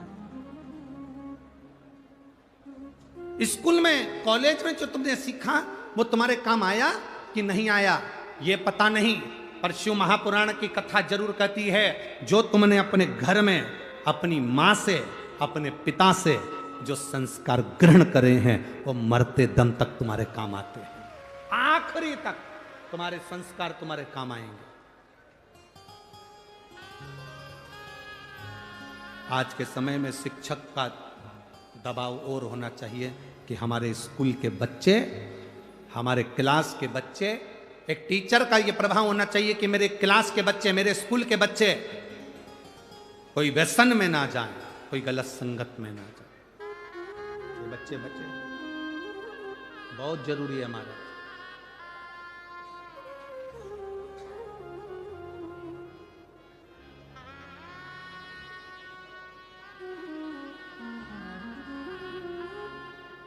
बहुत बुरी स्थिति चल रही है, जहां पर नवयुवक बच्चे व्यसन की ओर जा रहे हैं। बहुत विचित्र स्थिति, उसमें हमें बचना है।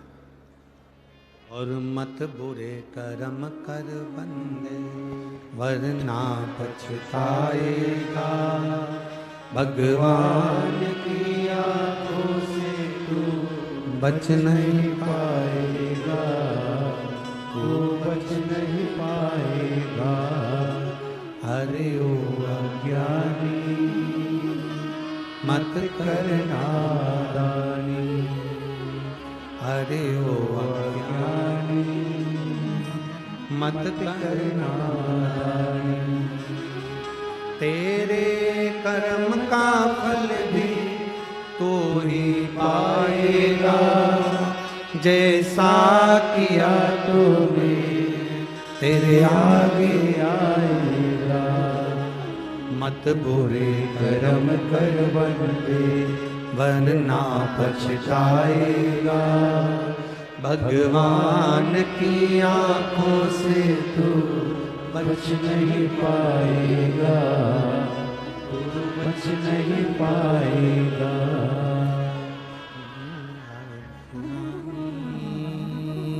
मत करना दानी, अरे ओ अज्ञानी, मत करना दानी। ये मौका मिला है, शरीर मिला है, इसको सदुपयोग में लगाना, सतमार्ग पर लगाना, अच्छी जगह पर लेकर जाना है। पार्वती जी ने लक्ष्मी जी से कहा, लक्ष्मी, पति ने अगर श्राप दे दिया कोई बात नहीं, पति ने आड़ा टेढ़ा कह दिया कोई बात नहीं, कोई चिंता का विषय।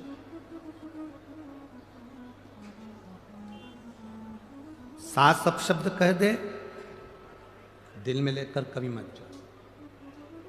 ए मेरी जीजियों,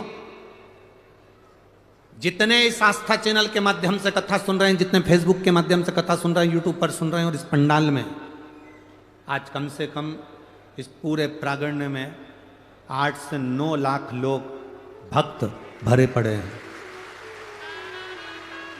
जितने पंडाल के आसपास में हैं उससे ज़्यादा लोग पेड़ों की छांव में, हम कहेंगे लगभग यहाँ से आधा किलोमीटर दूर भी, हम तो चैनल वालों से कहेंगे कि अगर आपको दिखता हो तो यहाँ से वो दूर तक के पेड़ पौधे देख लो। जिन जिन पेड़ पौधों को आप कवर कर सकते हो, उन पेड़ पौधों के नीचे, पहाड़ के ऊपर, टेकरी पर, गाड़ियों पर, जहाँ आप कवर करें वहाँ तक कवर कर सकते हैं। और इनको देखें कि इनकी भक्ति की लगन कितनी प्रबल है, जो शंकर को प्राप्त करने के लिए अपना घर छोड़कर यहाँ पर, इनकी भक्ति की लगन। जितने इस सभा में बैठे हैं, जितने इस पंडाल के सम्मुख में बैठे हैं, जितने इस शिव महापुराण की साक्षी में बैठे हैं, और जितने आस्था चैनल और फेसबुक यूट्यूब पर कथा सुन रहे हैं, इन सब बहनों से निवेदन और सब भाइयों से निवेदन, किसी के शब्द को अच्छे शब्द हो उसको जिंदगी में उतार लो। कुछ अच्छा मिल रहा है उसको उतार, कुछ अच्छा प्राप्त हो रहा है उसको ले लो। एक उत्तर दोगे क्या धुलिया वालों? बोलो तो जम के। कुएं का जल, बावड़ी का जल, हापसी का जल, तालाब का जल, समुद्र का जल, बारिश का जल, नल का जल, ट्यूबवेल का जल, क्षीर सागर का जल, खड्डे का जल, जितने जल हैं, इन सभी जलों में सर्वश्रेष्ठ जल कौन सा?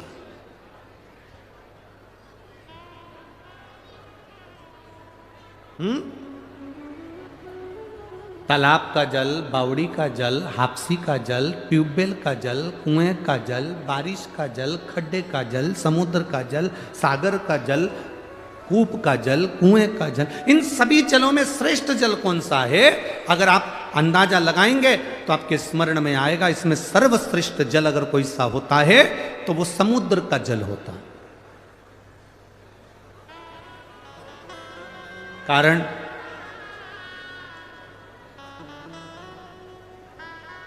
श्रीमद् वल्लभाचार्य जी ने एक ग्रंथ लिखा जिसका नाम है जल भेद। कौन सा ग्रंथ है? जल। श्रीमद् वल्लभाचार्य जी ने वर्णन करा सर्वश्रेष्ठ जल होता है समुद्र का जल। क्यों?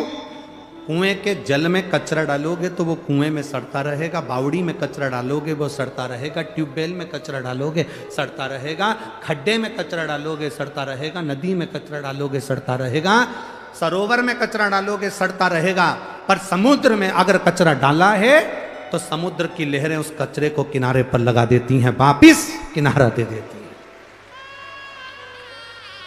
समुद्र कभी कचरे को अपने अंदर नहीं उतारता, समुद्र कचरे को किनारे पर लगा देता है। तो मेरे भारत की देश की और विदेश में जितनी मेरी बहनें बैठी हैं उनसे एक ही निवेदन है, जब कोई तुम्हारे को भी कचरा दे, गाली दे, अपशब्द कहे, ताना दे, तो तुम समुद्र जैसा दिल रखकर कचरे को किनारा लगा दो। इस कचरे को किनारा तुम्हें लगाना।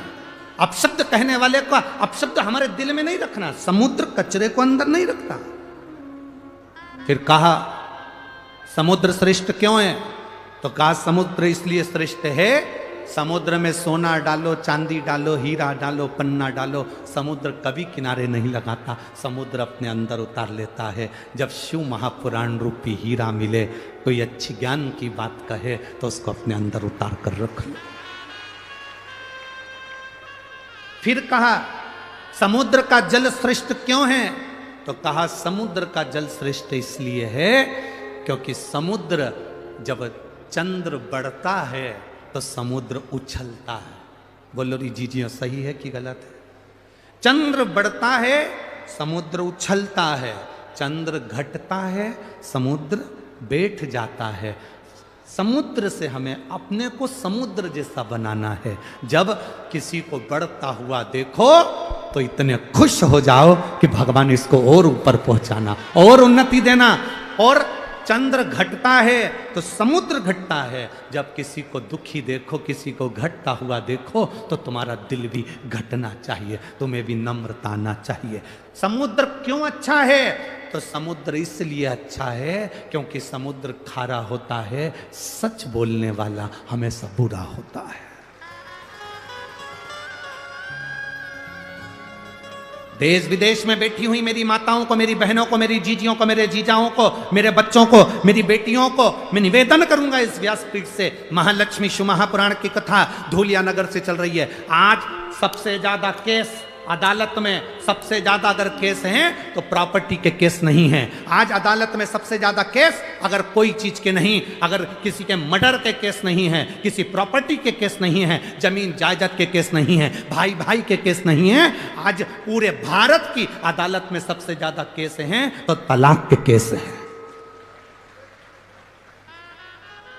भारत की सबसे ज्यादा अदालतों में अगर केस चल रहे हैं तो तलाक के चल रहे हैं। समझौता नहीं बैठ पा रहा, एक दूसरे का सामंजस्य नहीं बैठ पा रहा। जरा सी बात में विवाद हुआ, माँ ने कह दिया जा मेरे घर पर, कमी है क्या? अपने यहाँ कोई कमी है क्या? छोड़िए तेरा ससुराल। और बेटी घर पर जाकर बैठ गई। इधर पति रुष्ट होकर बैठा, बेटी रुष्ट होकर बैठी। माँ ने कह दिया दूसरी शादी करा देंगे। अगर बेटी के भाग्य में अच्छा लिखा होता तो पहले ही भेरू अच्छा मिल जाता। अब तो 4 करा ले तो भी वैसा ही मिलने वाला है। इसलिए जैसा मिला है उसको निभाने का प्रयास करो, उसको समझाने का प्रयास करो, उसको संजोने का प्रयास करो, उसको सामंजस्य बिठाने का प्रयास करो। लड़के से कहो तेरी धर्म पत्नी अच्छी है, उसको लेकर आ, जा प्रार्थना कर, ससुर के पास जा, सास के पास जा। जाकर कहा जब शंकर भगवान अपनी सती के लिए दक्ष प्रजापति क्या जा सकते हैं, जिस दक्ष प्रजापति ने शंकर भगवान को अपशब्द कहा था, श्राप दिया था कि तू शमशान में निवास करेगा, इसके बाद भी मेरे भोले बाबा दक्ष प्रजापति के दरवाजे पर जाकर अपने ससुर से बात करते हैं अपनी धर्म पत्नी के लिए। तो तुम अपनी बेटे से क्यों नहीं कहते कुछ नहीं, जाओ लेकर आओ उसको, हो गई ना बात, खत्म करो, लेकर आओ। बेटी को समझाओ कोई बात नहीं, जाओ। अगर मान ले तो दूसरी शादी करेगी और वो भी ऐसे ही निकल गया तो मम्मी मैं शादी नहीं करूंगी, मेरे को शादी नहीं करना, तो जिंदगी कैसे निकलेगी बेटा, मैं तो अकेली रह लूंगी। ये संसार, दुनिया के लोग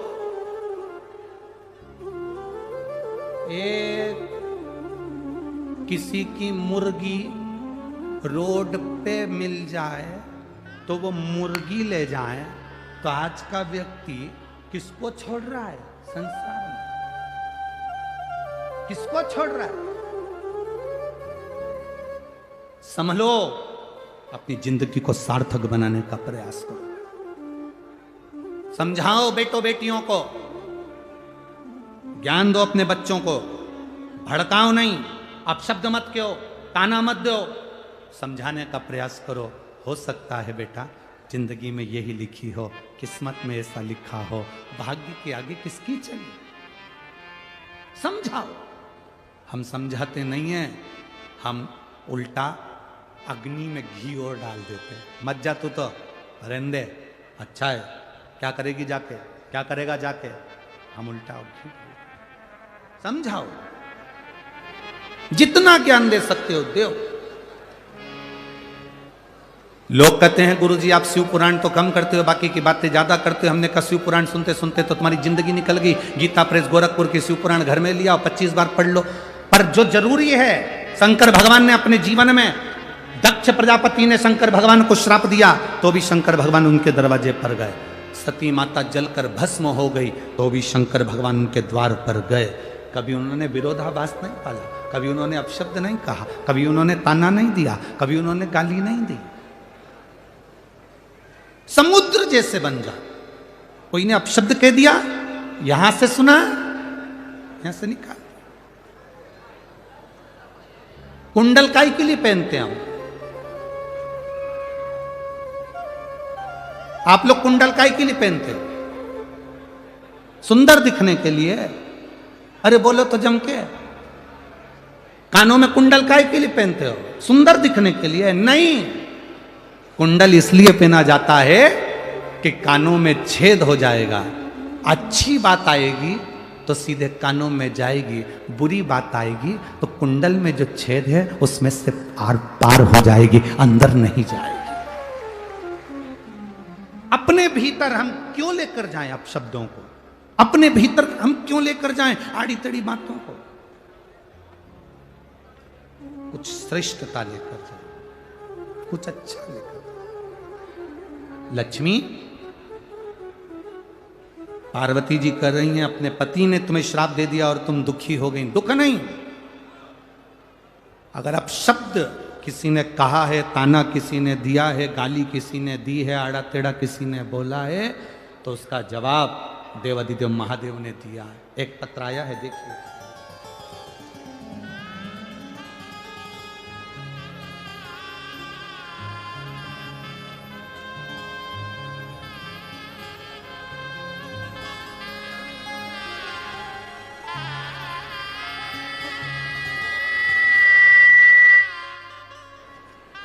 मेरा नाम राहुल गिरासे है, राजपूत।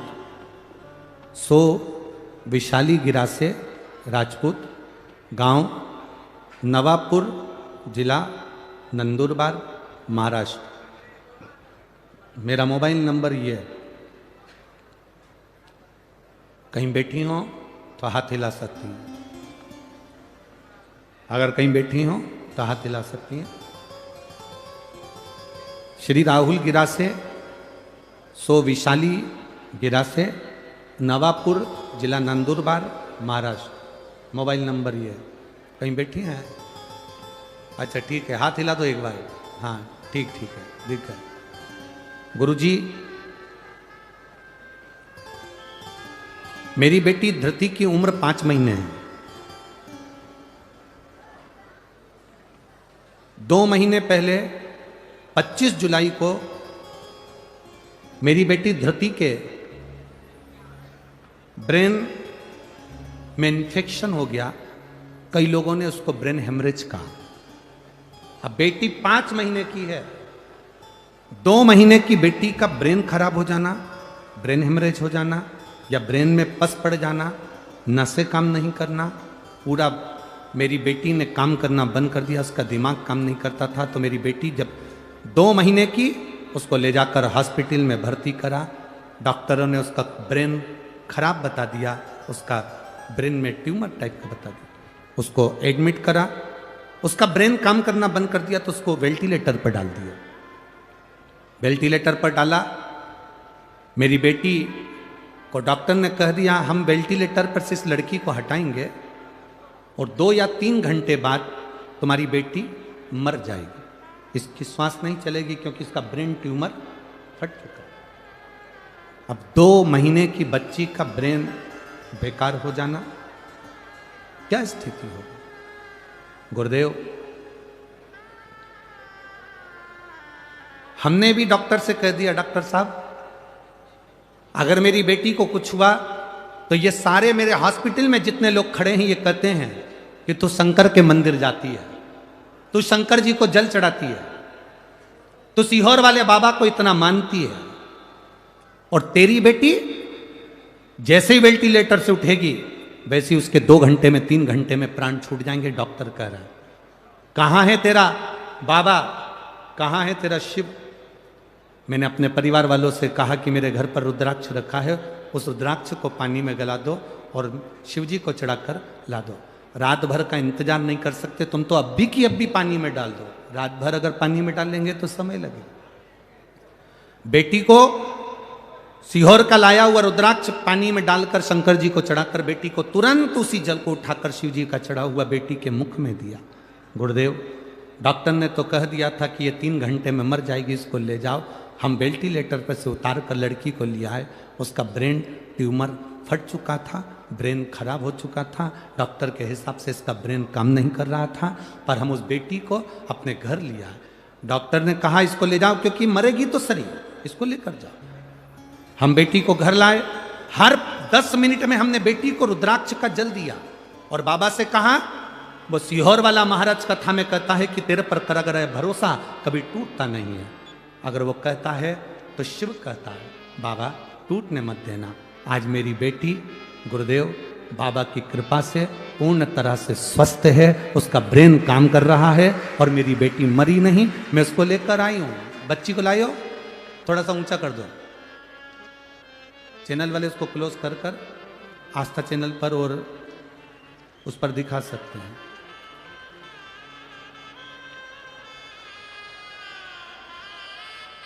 आप लोग एलईडी पर और आस्था चैनल पर उस बच्ची को देख सकते हैं।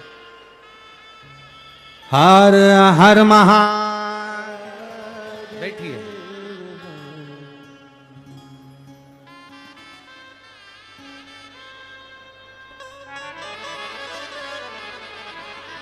हमारे बीच में महाराष्ट्र शासन के कैबिनेट मंत्री, धुलिया के पालक मंत्री माननीय श्री गिरीश भाऊ महाजन जी यहाँ पधारे हुए हैं। एक बार जोरदार ताली बजाकर उनका स्वागत, वंदन, अभिनंदन। बहुत बहुत साधुवाद है जो भगवान देव अधिदेव महादेव की पवित्र कथा का लाभ आप ले रहे हैं, उसके लिए साधुवाद। शिव है वो। अब भरोसा देखिए, उस पत्र में उस मां ने लिखा इस पत्र के अंदर कि डॉक्टर कह रहा है 2 से 3 घंटे के अंदर ये बच्ची मरेगी। जैसी वेंटिलेटर पर से उतरे आप इसको ले जाओ। पर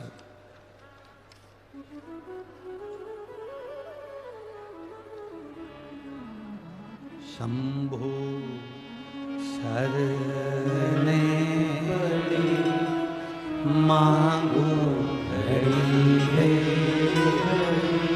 दूध काटो दया करी न दर्शन आपो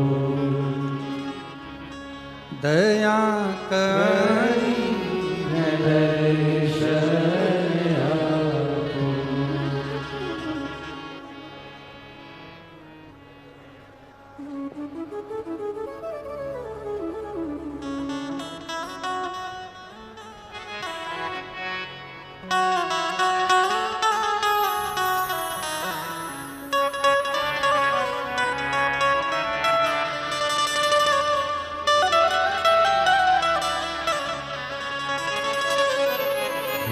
देवा महादेवा।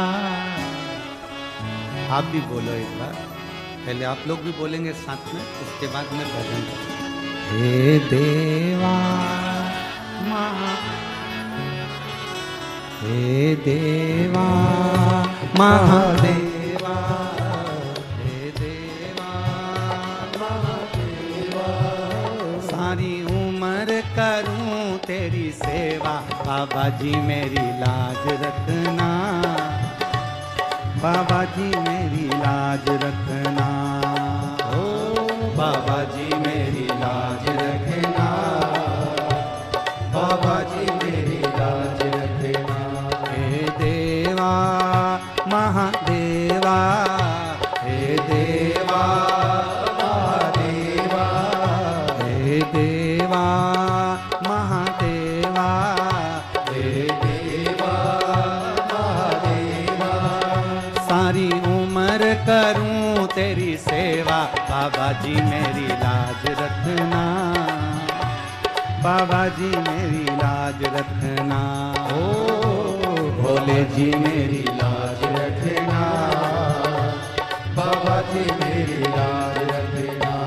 गुरु जी मेरी लाज रखना, भोले जी मेरी लाज रखना।